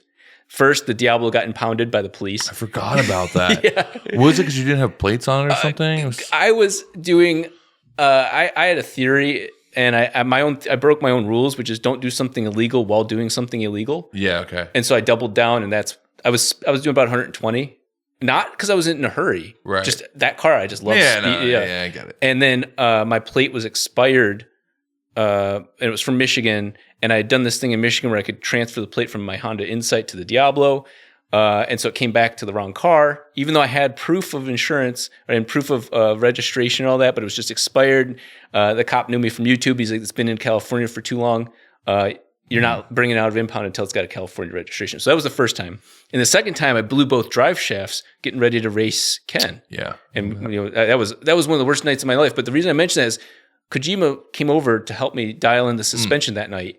And as soon as he walks up to the car, he looks at the front, he looks under the hood. Well, there was no hood, but he looked under it and he goes, your suspension's in falling rate. Whoever designed that's an idiot. And it was me. And I was like, don't cry. It's me. Don't cry. Yeah, I'm the idiot. Yeah. Hi. Yeah. And I admitted it because, that wasn't something that Ian had. I looked at the Hoonicorn and saw suspension. Right. And in my mind, I'm like, okay, at 0, everything should be at 90 degrees because that's perfectly translatable force, whatever. Right. Well, as the car hits a bump, that means that it gets softer and it should be getting harder. And so he just cut through it right away. And I was like, I like this guy. Yeah. And so that, like you said, it'd be perfect to have people like that. Like, I love the honesty. I don't have the ego of being like, well, I need to look perfect. I think that's like a real difficult thing though in creating YouTube content was that the audience would call you out if you made mistakes. I mean, crucify you. And like, it could be something that like, that's not your specialty, especially for myself. Like I'm a builder. This is like, I'm doing this the same way you're doing it. Yeah. I'm watching other people's YouTube videos to explain to me how to do this, right? Yes. Like there's a reality in that. But at the same time, you would get called out for something and you just, like, it would really bum you out because you're like, I was just trying to make this video and now this fucking asshole's got to talk about this or that. And I won't call out names. There were definitely certain people who were like, I don't want to build stuff on camera anymore because like you just get chastised by the audience. And 90% of the time, the audience has no idea what they're talking about. Yeah. And then occasionally you do get that one person who's just mad at life because like they know what they know, but they're sitting at home watching your video. The thing I think I've cultivated, and I think that a lot of YouTubers failed to cultivate is the comments are a two-way thing. It's their chance to react to your video. And there are people smarter than you watching your videos. 100%. And most YouTubers don't recognize that. And you can pick up on those guys. They're like, engineers are more than likely poor personality people. I understand why. They are about the facts. They're on the spectrum too. Yeah, and they should be. I want that person, guarding my life with engineering safety, factors of safety.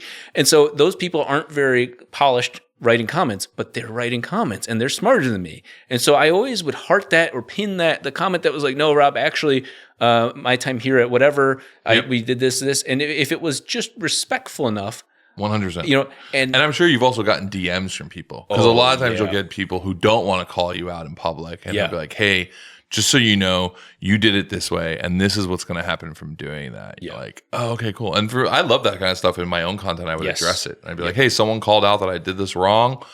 Cool. Yeah. Like, just like that learning experience. Yeah. And with the Cosworth stuff, I've had so many ex-Cosworth and current Cosworth employees say, hey, you were close, but wrong. This is this. And they just saved me so much time and money. And I just got their knowledge. And they're also the best of the best. Exactly. This isn't just someone who knows how to build engines, or even someone who's built engines for a drag race team, or even someone who's designed for Ford. It's Cosworth. They're the best of the best. Yeah. I am so fortunate that I'm just like that story of the random guy, the underdog aspect, is now knowledgeable, or can speak from experience about these extreme things that very few people get the opportunity. Like the people back in 97 that were running the Cosworths, their job was the fuel filter. Like, you know what I mean? Like that he was the fuel line guy, but he didn't know anything about the cylinder liners. Right. And I get the unfair advantage of having the whole car, and it's overwhelming, but I get all of it. And it's all my fault if it doesn't work. It's all their benefit if it does, because they built it. But that's such a cool, unfair advantage situation I'm put into. What are you more excited about right now? Like version whatever this is, V3 of the 4-rotor all-wheel drive now to have vacuum, or the indie project? Like what's getting you more excited at the moment? The funniest thing on my drive here kind of answers that to some extent is that I originally bought the Indy car to learn, okay, this is the fastest car in the world. How does this work? Tear apart. Why are the bolts only this thick? There's safety factors in that. Why did they choose a 1/2-inch bolt for, and then it cracked me up to think, after you guys did the Hoonicorn and the truck, the Pegasus, Pegasus was the next thing. And that's essentially an open wheel car, not open wheel. The suspension, everything is an Indy car. I mean? And it cracked me up to think that, okay, one of the things that Ken had said to me was, he was making a joke when you guys did the unveil, and he was just saying, like, basically, don't copy it or something. He was just making a joke. Right. It was really, really funny. I think I remember that. It's like, Rob. Like, I think I remember him being like, Rob's here. He's gonna start taking photos. We bust out the ruler. Yep. And so, but it cracks me up that now realizing that, okay, that car was definitely, what it's capable of is nuts. That's that extreme fringe edge of motorsports type of thing. And I needed to know that to build the 4-rotor. So I think that kind of answers that, is that the Indy car is very much I need to see it. It's part of the research. It exists for me to build this to the best of my abilities. Yeah, it's funny you bring up the Hoonigan, because I think that's a car that I'm just bummed never got to really see true anger. Like, Ken had a lot of issues with it, never got it there. Leah, did an exhibition run, and she did push a little bit through the corners, but I mean, she was still really young and was still learning a lot, and we had to tune down. And now the car is kind of a bit mothballed at the moment. I just don't know where it's going to go. But Tim and I talk about it all the time. Like, it's just a car we wish would have seen actually got to see what it was intended for. Right. Yeah. That was actually one of the coolest moments for me, is that Tim and his whole team at BBI were at a testing day at the same time I was. It was just them and me, and I think maybe one other random guy. And as I'm on the 3-rotor going down the front straight at PPIR, their whole team, they're all recording me.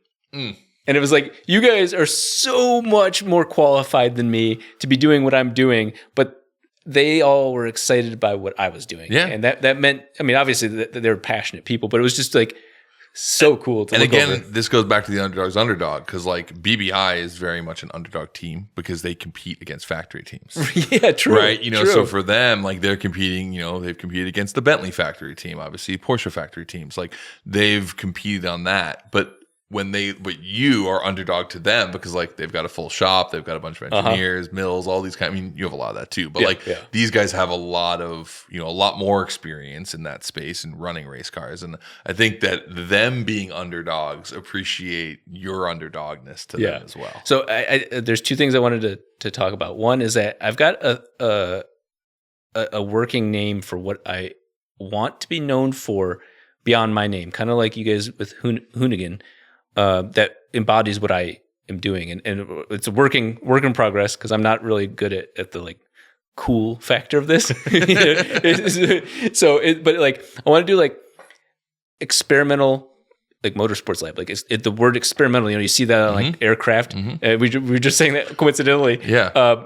But that like stamp of like, okay, this is experimental. I feel like that resonates with my audience of like everything I'm doing is experimental. I'm trying something. Right. And that's kind of when you're building your own car, unless you're building it, stage one, whatever, from whoever, you're experimenting. And I feel like that, if I could brand that right, that would be like what I could represent. Yeah. No, and I like that because I think it does fit your sort of progress, like your process through all of this. As I mentioned, both my parents are scientists. And one of the things we talk about a lot is science is experimenting, which means it's not always right. And what is right until it's not. Yeah. Right. Yeah. Like that's this thing. And I think we saw a lot of that through COVID, which was like, hey, we said this and then this isn't right anymore. Well, it's because we have more data. Right. And as you have more data, you realize that doesn't work anymore. And it's like, if you look at the history of engineering in cars, you could say the same thing. There were things that we thought were the right way, especially in aerodynamics. I mean, look how much aero has changed in the past 25 years of what we thought worked to what works now, right? Yeah. All of these kind of things is like this continual experiment. Like you keep doing something and it's true until it's not true because something else proved it to be false, right? Which is just the progression of any of the sciences, whether it's engineering, biology, or whatever. There's only a few things that are like physics is pretty true. Like physics, like an object in motion stays in motion. Like that doesn't really change. But basics. In worlds of engineering and biology, because biology is organic and it changes, like there's all these things. And I think that's kind of fun because, like you said, like you're not going to get it right all the time. Yeah, and that's kind of my thing for transitioning into being. It's not like, oh, I'm 42, I'm older. It's I'm more of the crazy uncle role, and I want to own that. I don't want to like be that guy who gets tons of plastic surgery and like tries to hold on to like my 20s or whatever. You know what I mean? I want to embrace the fact that okay, I earned these scars. I earned this. I stood out all day, trying to film an episode of this or that. That's why I've this freckle. Right. I want to own that because I want to be the guy that can tell some cool stories in person. And they're not just the same canned ones every time. And I really want to make sure that that's kind of the future for my venture is that, I help bring up the next generation because it's coming whether or not I want to, you know what I mean? Like that's the next generation's already here, bro. Yeah, we are the previous generation. Yeah. I think that's something that's like become very obvious to me now. Yeah. And I think even the people that we think are the newer guys in the space aren't even new anymore. That's true. Right? That's true. There's people who you're like, no, they've actually been around for a decade. Yeah. There's people who aren't even on YouTube, who are on TikTok and Instagram that have audiences that we're not even aware of. I mean, that's the most amazing thing I think I've seen in this space is I will find a content creator in automotive who I've never heard of before, and they've got hundreds of thousands of followers. Yeah, so I was like, I don't even know who this person is. This is amazing. Where when we started doing this, we all kind of we all knew of each other, and then we all sort of knew each other. I mean, in those early days, you look at the Daily Transmission era of Hoonigan, if you were creating content on the internet, you probably came on that show. Right. We were the Jay Leno for scumbags, right? If you were out there doing something cool, we were going to bring you on. And now it's like you couldn't. There's just too much. There's just too many. Especially with the shift to short form, or not us shifting, but the people that come up as just short form creators. Right. Yeah, it's like a whole other space. It's a whole and it's actually harder, I think, to follow or to find, because there's the one guy that does the ASMR talking to the thing, and he's just reviewing seats or something like that. You know what I mean? Like, you know, and it's like, okay, he's got a massive following because he's got a shtick. You know, there's that is fascinating to me, and I one of my promises to myself is that I would never say like, oh, those new trends are stupid, because, you know, like, you know, if something's goated, it's goated. You know, like that's the new way of saying it. And not that I want to be like, hello, fellow kids, but I want to embrace that's the way that people, you know, that's the emotionally exciting to talk that way. Yeah. That's it. And I don't want to lose sight of those trends. But I definitely can see, like, okay, you get that point where you've established yourself so far. Now you almost cannibalize what you are good at to try and also then be something else that you might, you know, like explore a new space. And that's an interesting thing that I've personally been struggling with is, you know, okay, if I make shorter form content, I don't make as much money off of that. And I also have to think totally differently about how to make that content. But I also don't want to lose sight of, okay, the world's changing without me anyway. Look, this is a massive, I think, content creator dilemma, which is, do you do what you're already good at and potentially age or trend out, right? Or do you, you know, hop on the newest trend and then just trend hop the whole time? And I always go back to Hot Rod Magazine as a good example of this. Like, at some point, Hot Rod Magazine, I think, decided we're going to age with our audience. Right? Like, I think there was this time where they were like, we're not trying to continually chase a younger audience. We see where our audience is going, and we're aging with them a bit. YouTube may have shifted that a bit, because I think when they came and they did Roadkill, it brought in a younger audience, and it maybe, and then I think maybe a few years after that, Hot Rod was like, wait, we need Hot Rod to become, like, the magazine to become younger, because we've shifted that audience. And I think you see this a lot in music. Especially, like, you see a lot of music, but obviously I worked in hip hop. I grew up around hip hop. It's like, if you're Nas and you put out a new album, which he just did, it's like, do you sound like Nas from Illmatic, or do you try to sound like a Nas that fits into music today?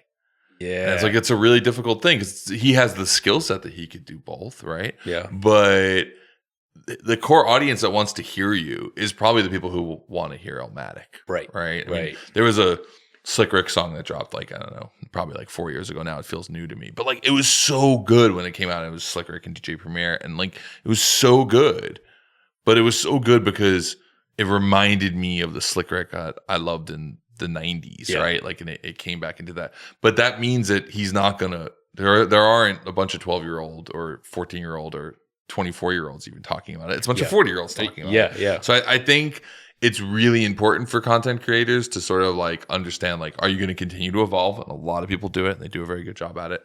Or are you just going to say, hey, this is my audience. Like, we went through a really great period of time together, and now we're going to age together. Yeah. Right. Yeah. And like, I'm doing podcasts. Like, this is full unk spec. But I also, like, I realize, like, where I am in the world. And it's crazy, because for the longest time, I was the young gun. I was the youngest guy at the journalist events. I was one of the youngest people making content, like we were. And then I woke up one day and I wasn't young anymore. And that just happens. And I don't think of myself as old. My knees remind me every day. But in general, I think I'm there, but I'm like, nah, it's just like, this is the moment to sort of like step back and embrace and help platform those who are like kind of coming up and doing the thing. And then, you know, go do something else. The thing I'm romanticized by is the fact that when you're the younger generation, you don't have any of the other intertwined, I guess, bullshit that we're like, you know, that, okay, if I go to make this video, technically so-and-so did that, and he was with this guy, and then that person did this, and you have all this web of existing structure that, as a new person coming into the scene, I just make what I want to make. Yeah. And it excites me. And I think, like I said, I romanticize that idea of like, okay, when I came into it, I didn't know that, you know, there was so-and-so already doing this, or this, you know, you don't do it this way or anything. I just did what felt right. And I think as I get older, I want to continue that. I hate the idea of going, well, I did make a video 3 years ago that used a similar title and thumbnail. So I can't Right. now I'm really narrowing my own content that I just want to make. Yeah, I mentioned this on almost every podcast. A friend, Foster Huntington, he said to me, do you want to mean a little to a lot, or do you want to mean a lot to a little?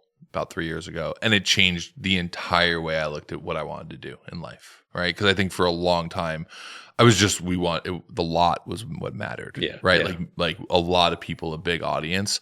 I think you've done a good job of meaning a lot to a little, and your little has been very big, but you've had a little that has rode with you. You name anybody, any single, I can guarantee you Google any top 10 automotive YouTuber list, I am never on it. And I love that. I've always loved that. I'm always number 11, or maybe that's maybe me wishful thinking. Right. But like, I love never having peaked or being overexposed or anything like that. Yeah. And I feel like you were on that top list in the RX-8 era, the RX-7 era.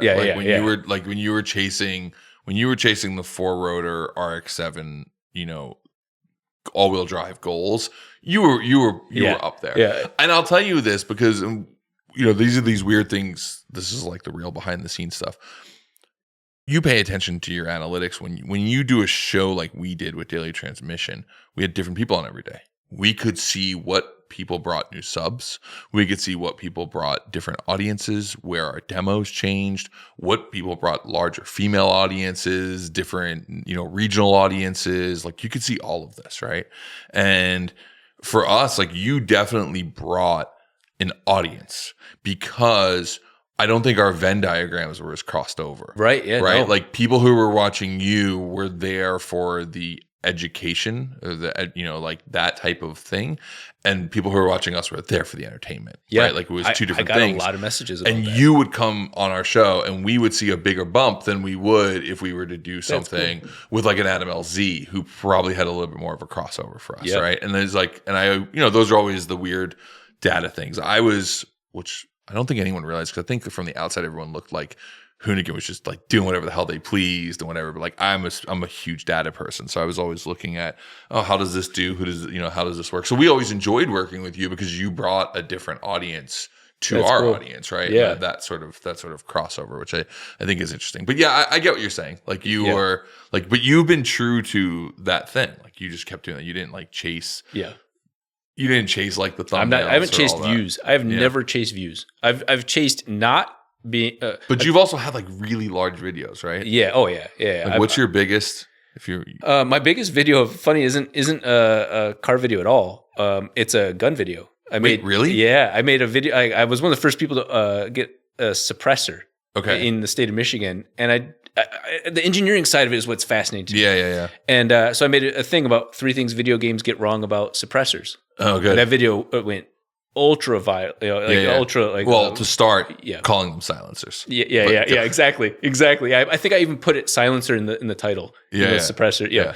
And so I played to that because I was like, okay, same thing with TikTok. Can I play the game? Am I capable of recognizing the trend and doing it? And even on TikTok, you can see like I did 1 or 2 things and then went for the throat of like a trend, and it had like whatever 20 million views. And so I'm like, okay, I could do that, but I don't want to sell out type of thing. I don't want to do it to do that. Yeah. And so then those videos, came at a time where I was still trying to figure out what I wanted to do with YouTube, the gun videos, and then obviously that changed considerably. The climate. Of that. And I think now like most of those get sort of it's shadow banned, demonetized, all of that. It was directly on one of the fab. Although I will admit, when shorts came out, all I ever saw was videos of like just Glocks with switches in them, which I'd watch every one of them because it's fascinating to me to see a handgun do that. But that's the engineering side of it's fascinating. But so then the car stuff. I notice I have these nice runs of like, okay, I even tell the people are like, oh, dude, I haven't seen a video of yours in the last 6 months. I'm like, that's because those aren't worth watching. If you're not into that, don't watch those, because there's a payoff video that is more like core audience, payoff video. So you like the algorithm because YouTube will serve to people what they want, and then the rest of it just appears. I think it allows me to be super nerdy Yeah. and then peak, and then super nerdy, and then peak. And so, like I said, I know the audience wants to see more of this condensed to the point, right? And so I'll play that game when it's a video that's important to me, that people see it, like it's a result of my work. You could probably hire someone to go through all of your content and just do like brief cut downs of like explaining Rob Dahm. And it's just like, it just takes all of your stuff and just puts it into like one nice 1 hour episode to watch. I've got 10 terabytes of footage of just the 4-rotor from start to now. Like every video I've ever made about it, like the raw footage. And that's crazy because you're not using cinema level cameras. To me, 10 terabytes is like a day with a red, but like you're shooting this on GoPros. And exactly. iPhone stuff. And so, that car to me is important to where I could go back and show every step of the journey. Partially because it's like a movie, like to me, story of how that car came to be. The antagonists in my life, the people that were supposed to help, that were like guidance, and then they turned around and became like competitors, like that type of stuff. Like, it's a perfect story. What is the collection right now? What do you have? So you got the Diablo, you got the 4-rotor. Yep.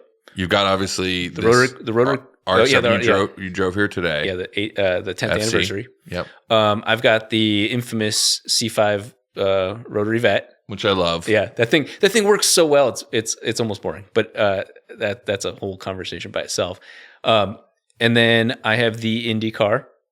That's one of the main ones, and I have that dragster where the 12-rotor is sitting in right now. And then I have the 1-rotor Miata that I kind of mothballed while I took these bigger cars on. 1-rotor Miata? Yeah, so I must have missed this. Yeah, no, I haven't done the series yet. Okay. And so I start building the engine. It's a full billet. I can still lift the engine and the turbo over my shoulder. It's about 90 some pounds. Yeah. And trying to make maybe 300 to 400 horsepower out of something I can pick up. And really, what I'm hiding inside of that project is all my R&D for different, various rotary ideas that I've got. Oh, interesting. Yeah, and so the 1-rotor Miata. I still have the 6-rotor E-shaft. It's the only one of 2 or so in the world that is heat treated in a way that can be turbocharged. And so that's something I would do like a off-road truck, like a trophy truck type of thing. Oh, so that'd be interesting. Yeah, 6-rotor that. I have a short shaft 3-rotor that I want to build. What kind of torque would a 6-rotor make? Well, my 4-rotor at 30 pounds of boost makes 1,000 foot-pounds of torque. Oh, wow, okay. And so easily, I think a 6-rotor could make 500, 600 foot-pounds of torque, Is there a difference between like equal or the odd or even number of rotors for torque and stuff like that, or does it not matter? That doesn't really. Doesn't really matter. It really scales. It really the whole sandwiching. So just concept, like as it gets bigger, it just gets bigger. It multiplies by that many more. There's an issue though that I'm trying to solve, and it's so technical. I think I can make a really good video about it, but I can't make a video series. Is that you take like your 5-cylinder? There aren't many 5. That's not an even number. Yep. Where like you take like a turbocharger and it's got at most 1 or 2 inlets. Yep. So even numbers work really well. A 3-rotor and a 5-cylinder both don't have like they're bastard children of that. Yeah, weird pulse, all that kind of stuff. Yeah, and but it's also what makes them sound great. It's cool about them. So I've been working on designing something that would have something more for a 3, input. Well, I'm sure the debate that like 3 rotors are cooler than 4 rotors because they sound crazier. I go back and forth. I can say internally in the vehicle, the 4-rotor. I wish you could do it under helmet cam, because like anytime that 4-rotor was at full tilt, I wasn't smiling. I was it was beautifully uncomfortable, because it was just like, this is not supposed to exist. Like, right. And I loved that, but that was not the 3-rotor. I can thrash on and I love the sound. It's screaming and it's within controllable reason. But the 4-rotor, is a very visceral experience. And I realized it really, I'm doing these cars because of the sound. That I 100% can tell you can make that power out of a big block. You can make that power much more reliably, but I am doing that because I love the way they sound. I just did an episode. I filmed an episode on Vinny's channel about the Ferrari 360 and how the Ferrari 360 is like one of the most affordable sports cars right now. That you could buy one between $45,000 and $80,000 at the moment, right? Yeah, and like name a better bang for the buck in terms of the noise department. It's not really super fast. Like we were out ripping the other day, and like you'd be like, I'm like, okay. And like I was thinking at one point, I'm like, I think my RS2 is faster than this, right? Like it's like I'm waiting for it to kick in. You're like, oh no, it's an NAV8. Like it doesn't kick in, it just revs out. Yeah. Like it doesn't get faster.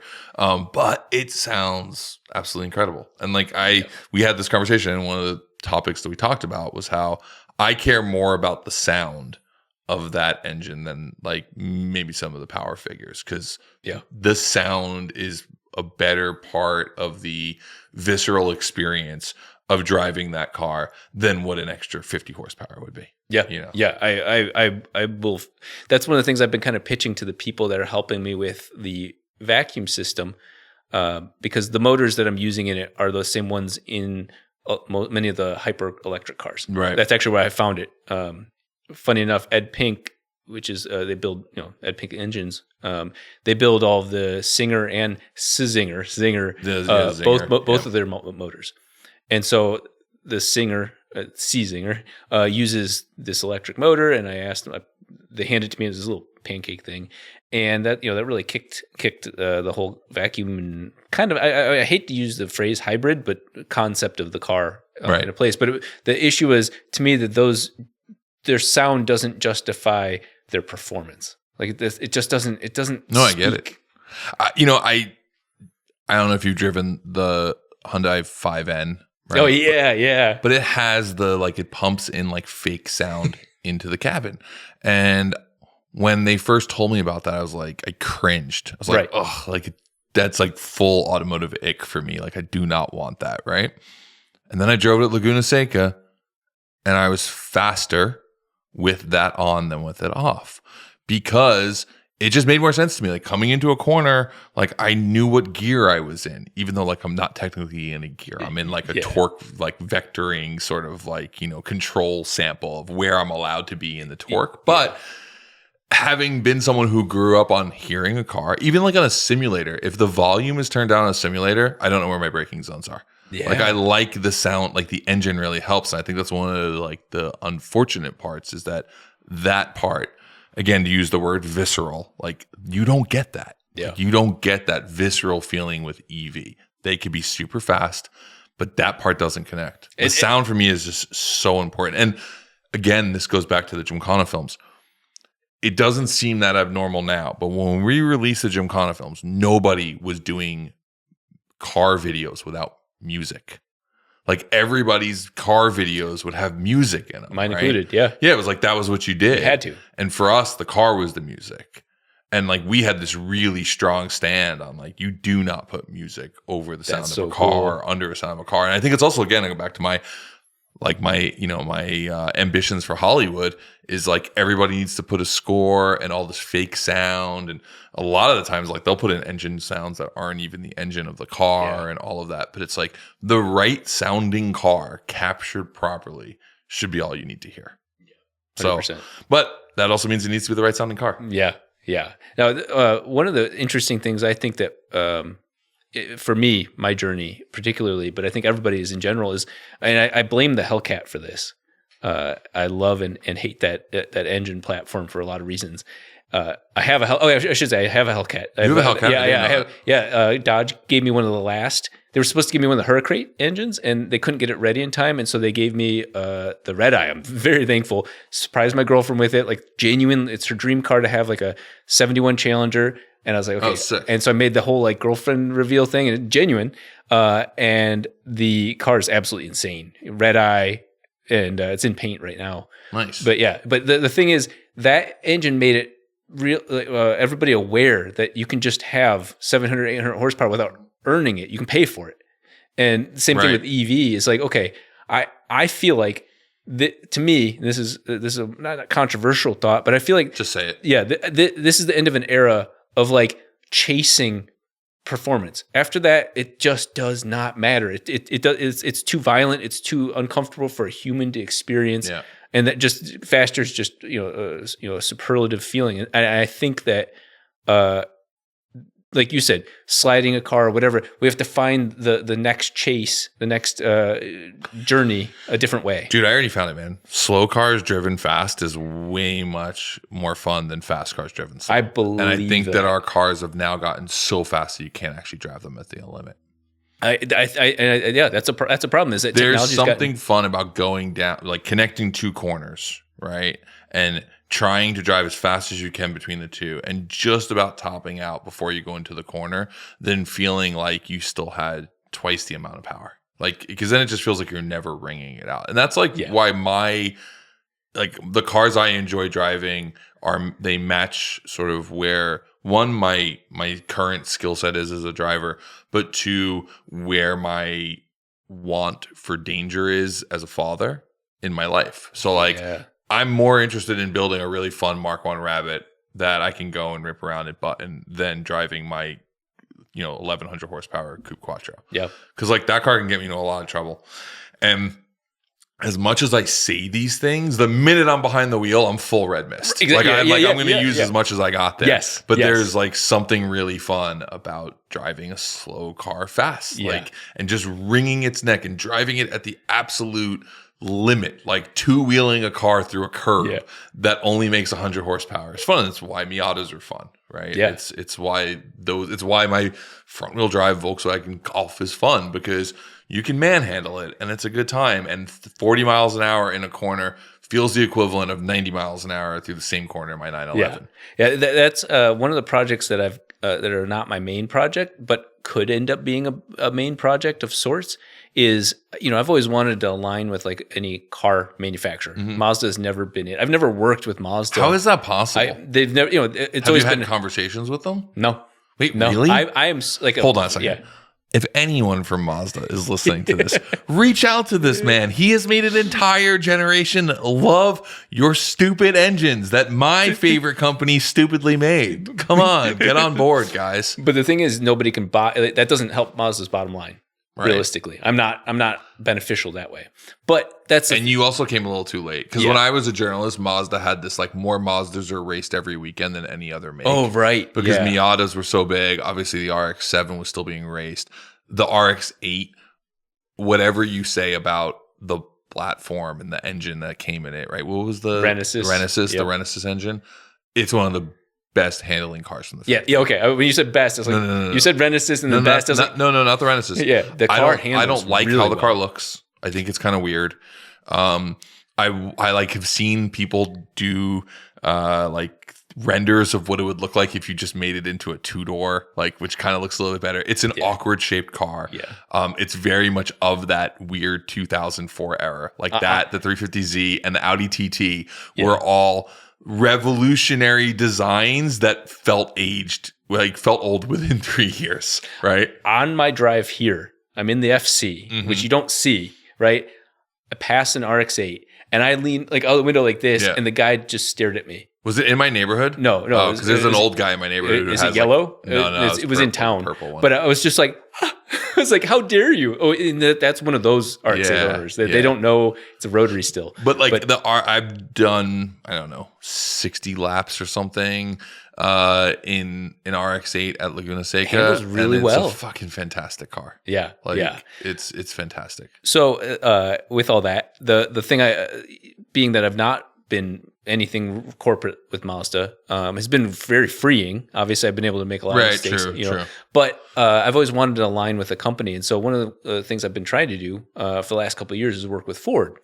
And I've got the perfect project, and their engineers are excited to be part of it. Okay. So I have a '67 Lincoln Continental. I've had for forever. It runs.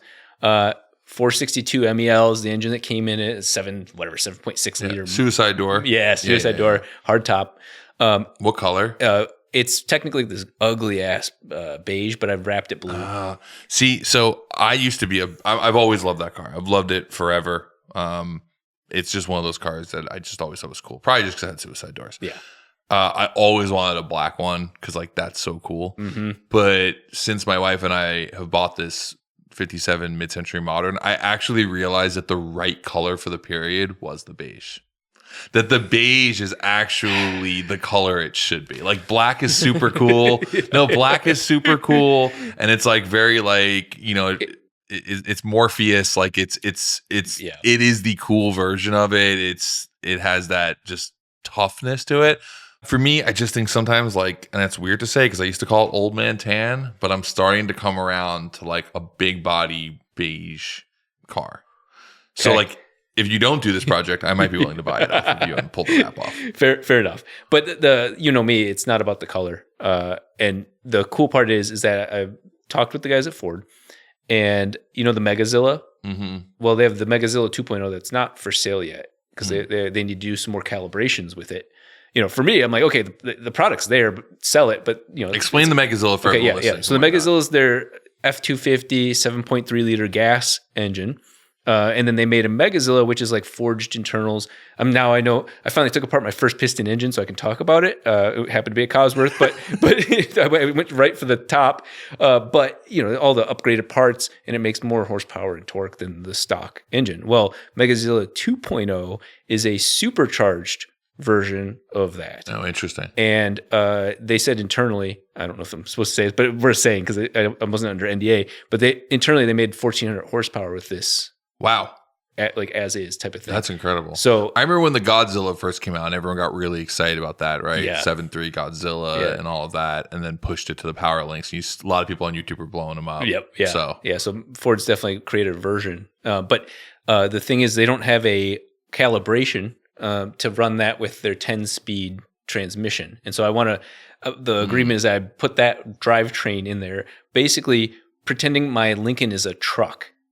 So I can tow, because my Lincoln has a hitch, but I want to set up the suspension. I want to set everything up to use the Lincoln to tow my other cars. A scholar and a gentleman over here, my friend.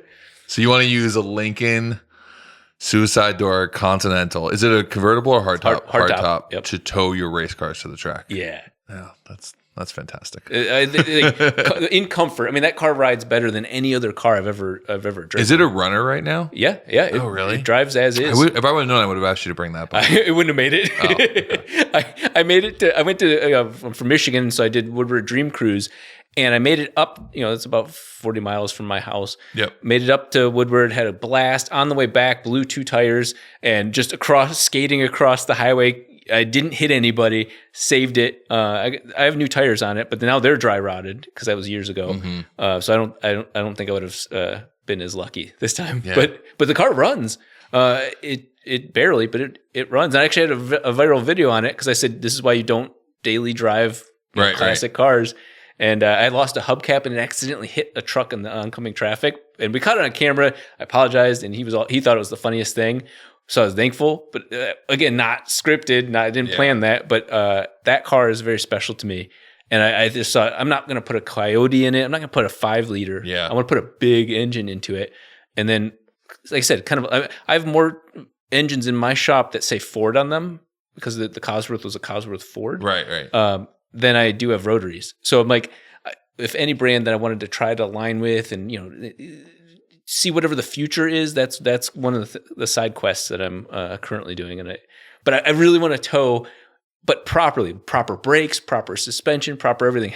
So would you build a whole new chassis for it too, so that it's because like at the end of the day, you can have as much power as you want, but the chassis is what designates your tow capacity. It's really easy that car can weigh as much as I want it to weigh. Mm-hmm. So I can add tons of shit to it. And that's not the design criteria. The guys from Ford were saying, you could transplant the rear pretty easily.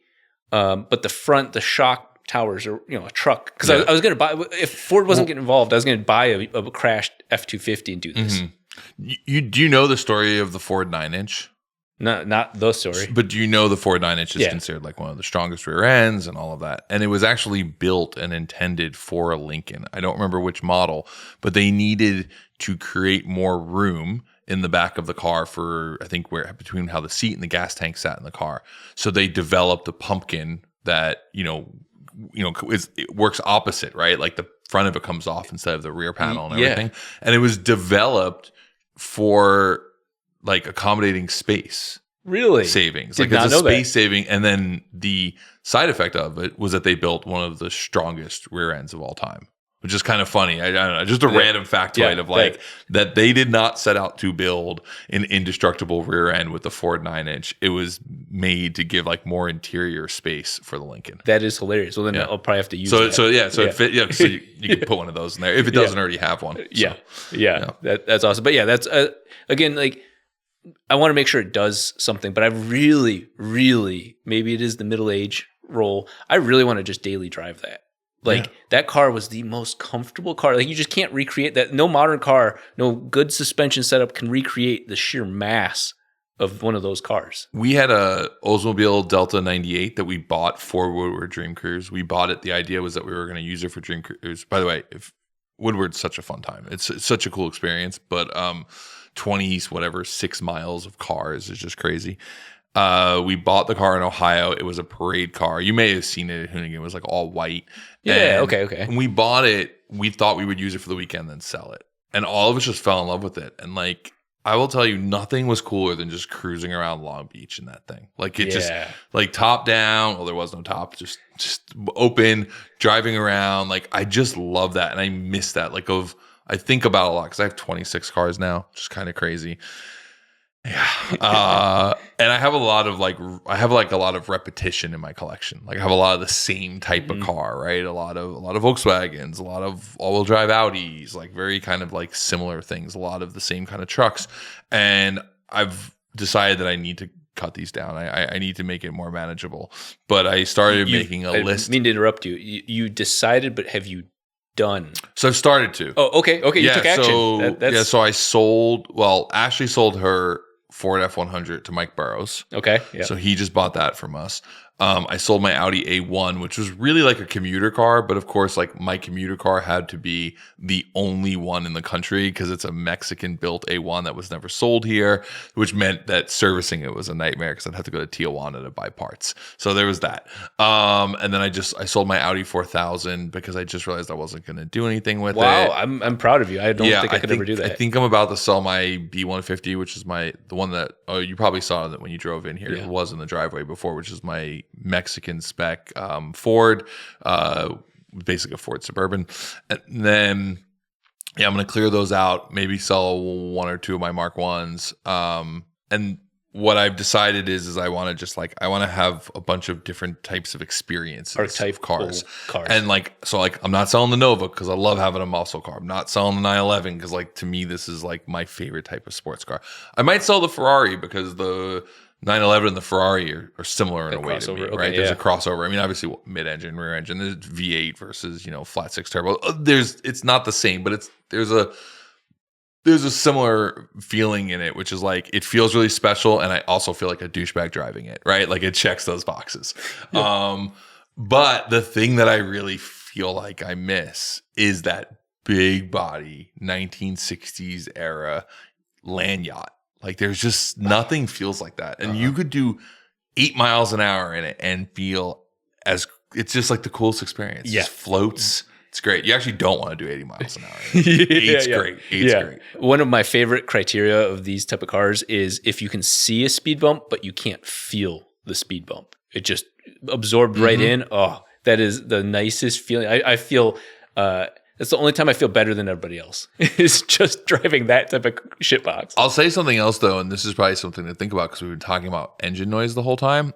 I actually don't want to hear the car because when we had an Oldsmobile that had the rocket engine in it, and it was just really quiet. It was just really unless you really got on it, but if you were just cruising, you could barely hear it. Yeah. And I remember thinking, this is the only vehicle that I think could be a good transplant for an EV.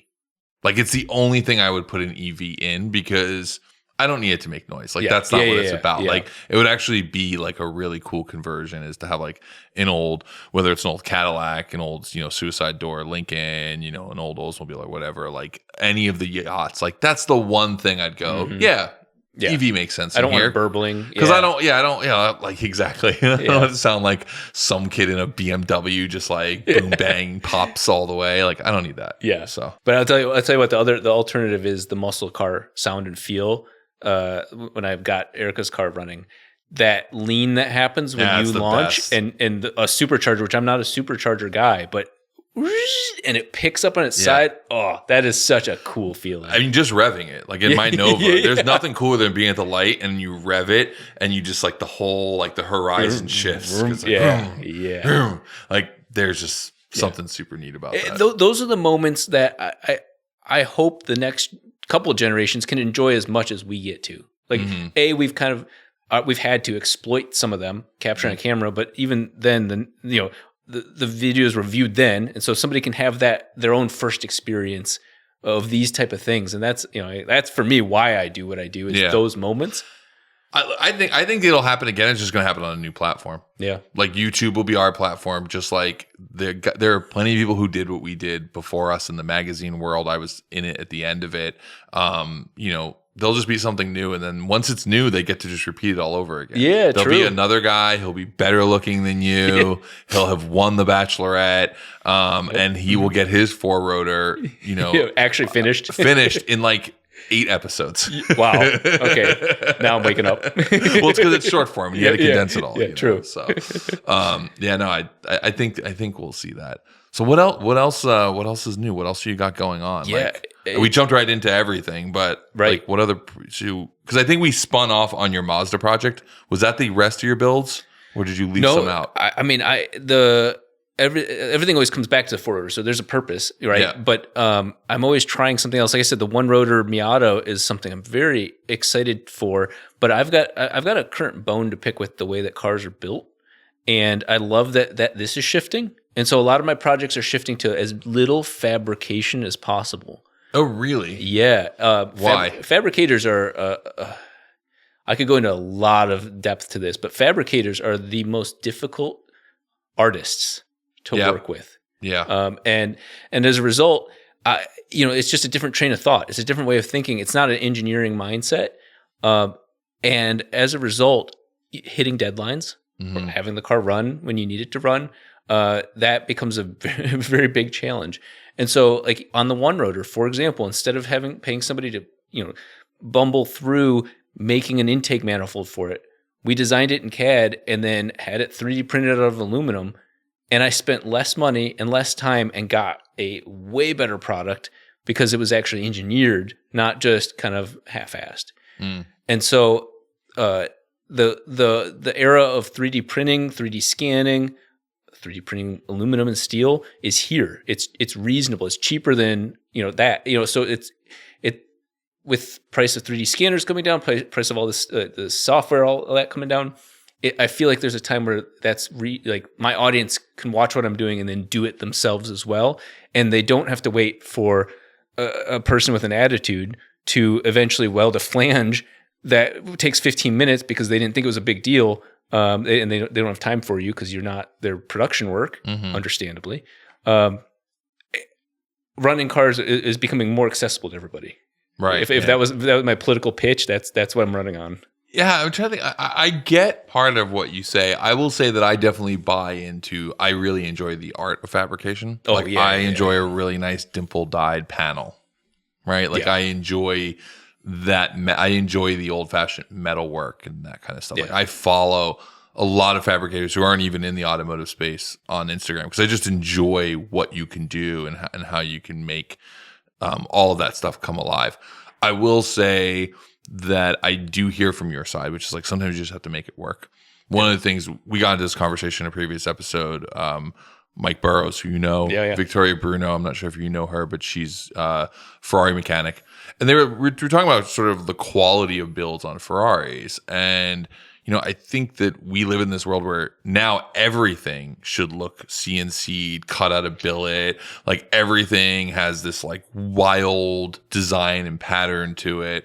But I worked in racing, and a lot of racing, like real racing on the FIA level, a lot of it, there's elements of it that are agricultural. Yeah. Because you design something, it didn't work, and now you just have to make it work right now. The shifter on my Indy car, I just made that myself, is essentially 2 long poles of steel welded together and then capped on the end. It's a long broomstick. Right. Yeah. And that's the best way to do it. And I think now because of the introduction of CAD and also just how fast this can all happen, we are seeing everything to have this amazing fit and finish in the world of motorsports.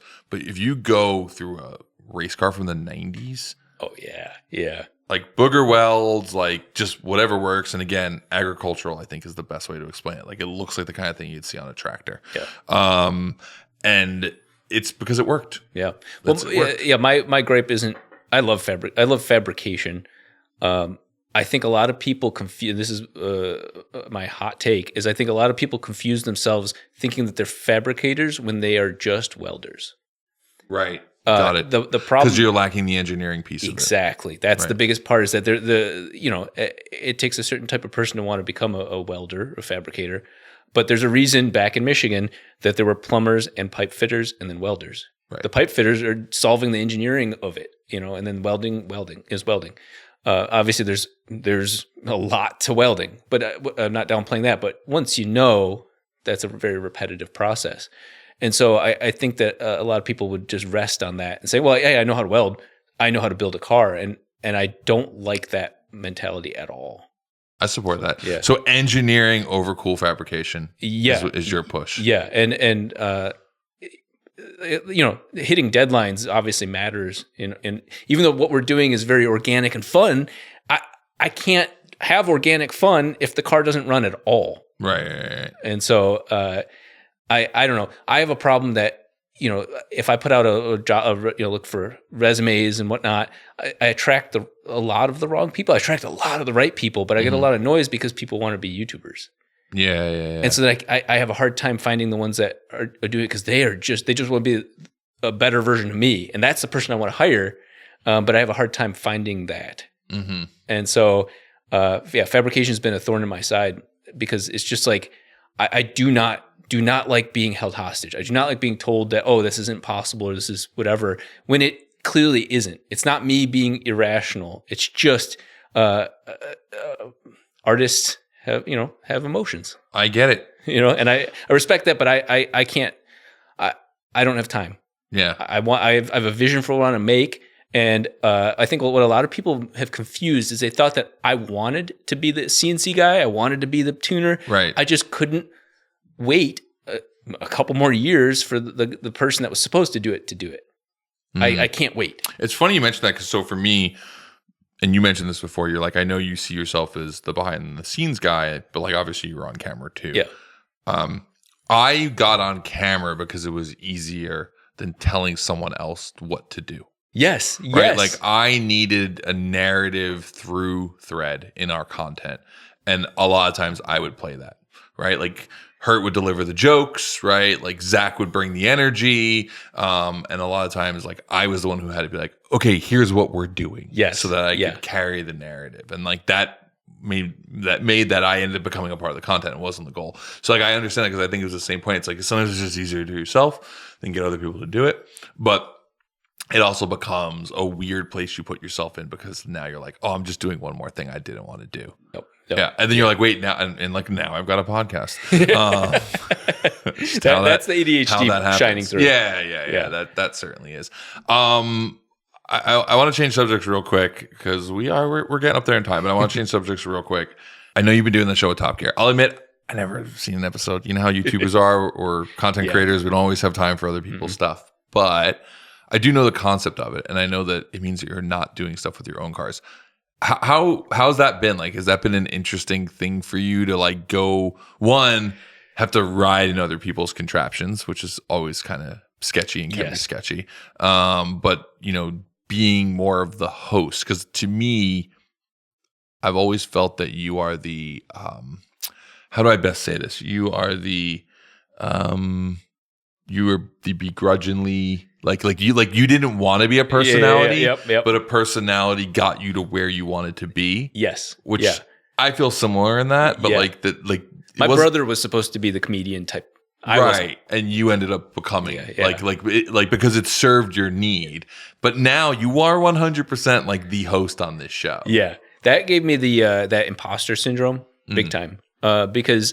I'm not, and that's actually one of the reasons I did focus on being able to drive more is that they have me driving people's cars, and if I'm not a capable driver, I can't speak intelligently, much less My vocabulary is very limited. That's crazy. Oh, that's neat. Oh, it's really, really cool. That's like, right. You know, I stood next to Jason Camisa and just listened to him talk. And I was like, he's just pulling like the thesaurus out, just talking. He's wasting all these good words on just random like chit chat. Wasting all these good words is perfect. My grandma would say using dime words where nickels would do. Oh, yeah. And where I'm like struggling to say something, you know, with bigger words. Right. And so I'm like, I don't think I'm that host. And I'm also, you know, my British level of adjectives also is just not there. It's not absolutely mental. Nothing's absolutely mental to me. Yeah. But so I was really fascinated. And to say that absolutely deadpan too. Right. Yes. Can't. But I was honored that they thought of me as the subject matter expert on this. That said, most of the cars suck. And I mean that with love, because every time I drive somebody else's car, all I think of is that's what I need to fix in my car.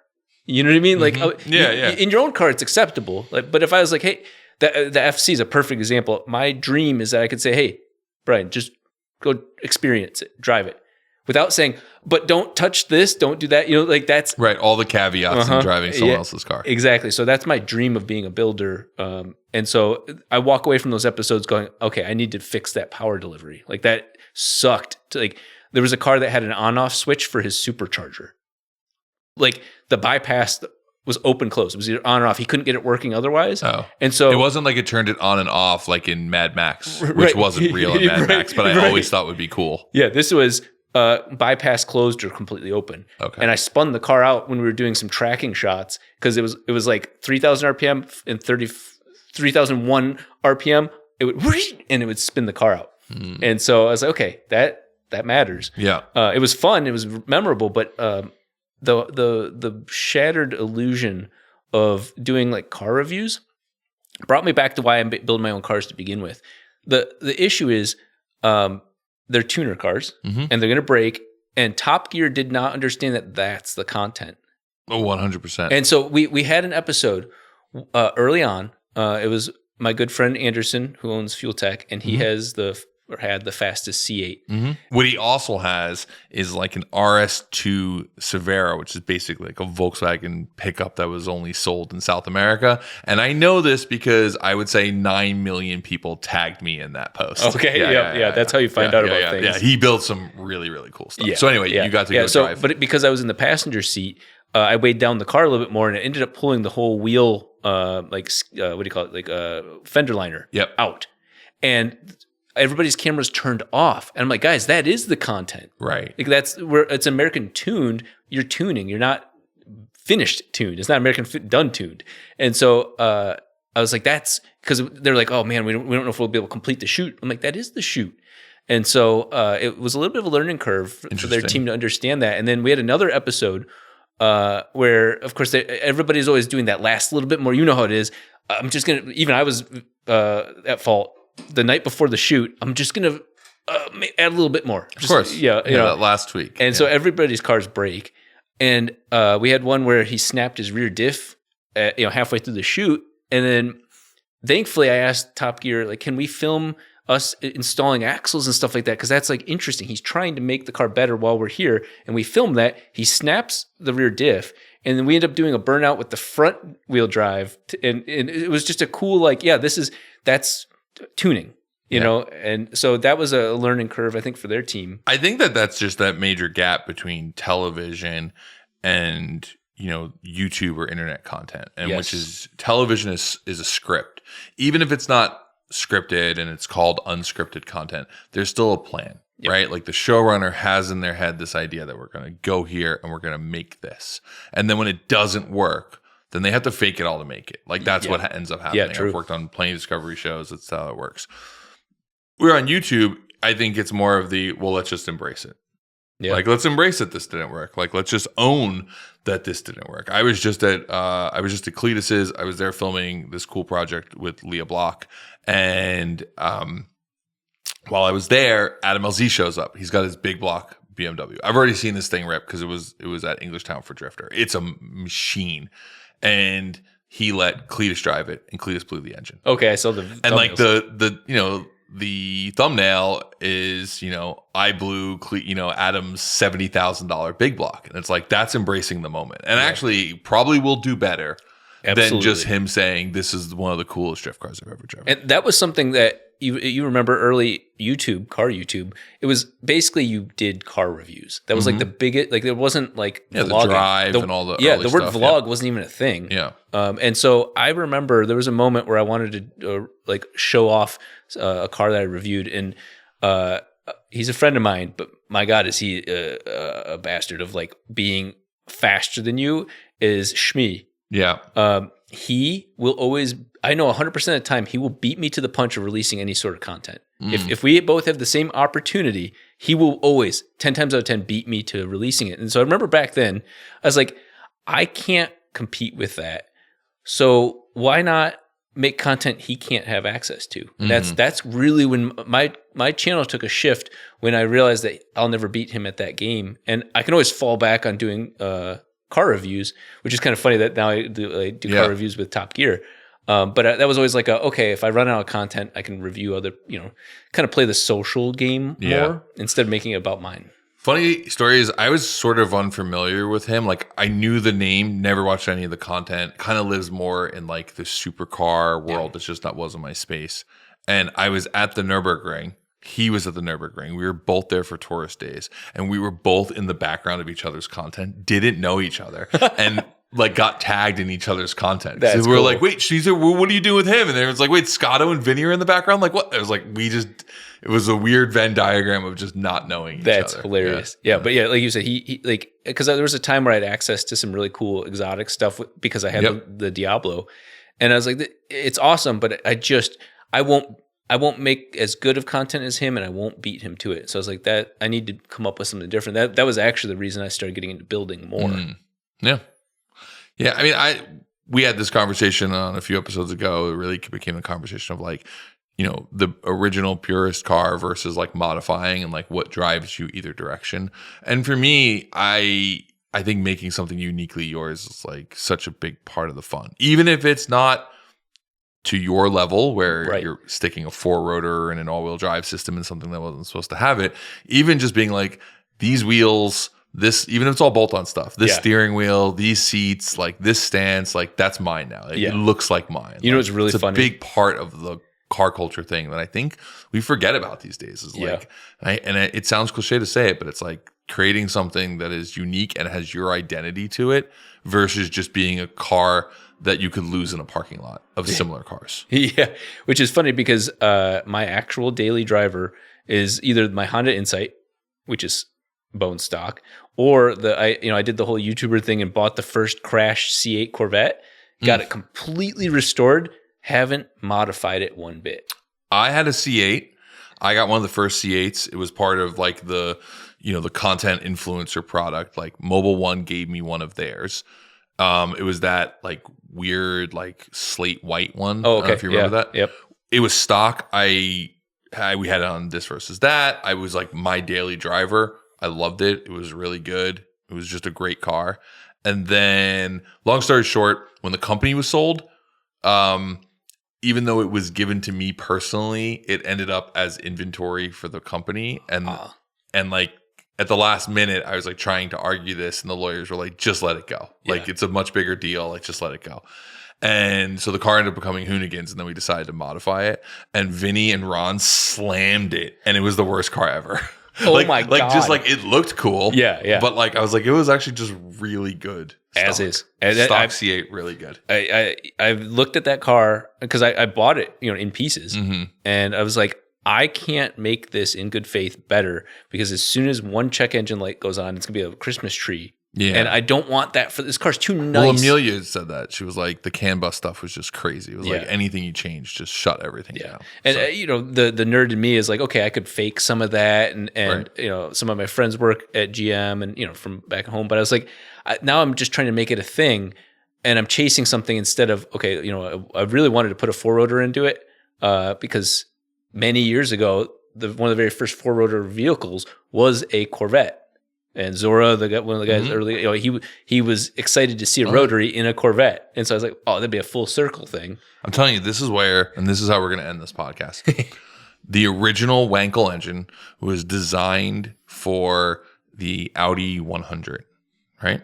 Did you know this? that? No, Yeah, so I just know of NSU, but I don't know. Yeah, for NSU. So they had the original Wankels were NSUs, but then for the Audi 100, they had designed to put a Wankel in it.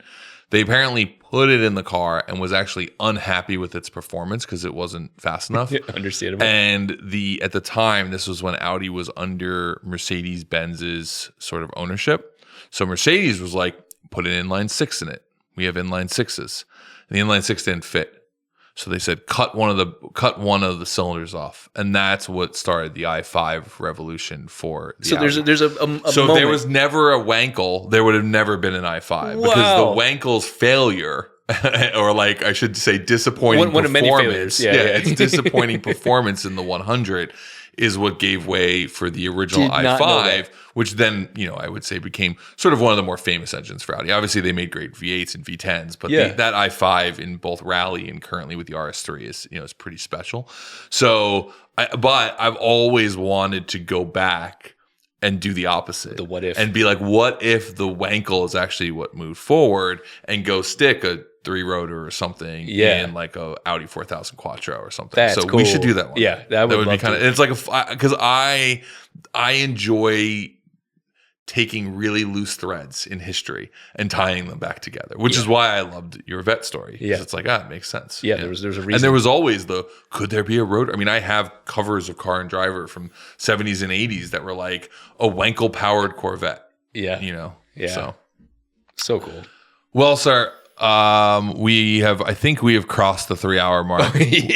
We've had a couple interruptions with some planes flying over, but I think we've crossed the 3-hour mark today. So I think this actually makes this potentially the longest. You now hold a world record. I wanted to give you this world record. You hold the Very Vehicular world record. This is currently the longest episode. I don't know if anyone will break that. We will see. And when the problem is you and I could probably go on for like 3 more hours. There's 2 or 3 more things on my index card I still have to get to, but we've got other things to do today. You have any last stuff? You have any last things you want to share? Without questions, going for another hour, you don't want to start it? I'm trying to self-control. We'll just do a part 2. We'll do a part 2. That's perfect. Fine. I have this other show that I think you'll be very good on.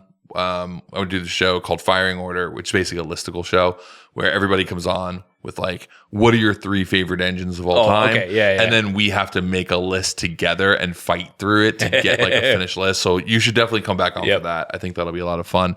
Everybody, if you are still listening, I thank you for just listening to the two of us blabber for 3 hours. I think this might be the quietest I've ever been on a podcast because I've been just enjoying listening to you talk. It's been a pleasure. Likewise. It's been too many years. We should hang out more often. Definitely. I look forward to making some kind of action film with your 4-rotor. Yep. And really, we should call J.R. Hildebrand because I think he's the man to drive that car. Yeah, that'd be so cool. Because he's got his own project going on. I can't talk about it because I think it's under friend DA, but we should get into that. So anyway, thank you very much. Thank you to all the partners. And this is first episode of season 2, which literally means nothing to you guys because episodes come out every Wednesday at 7 a.m. So enjoy. Thanks again. And on to the next one.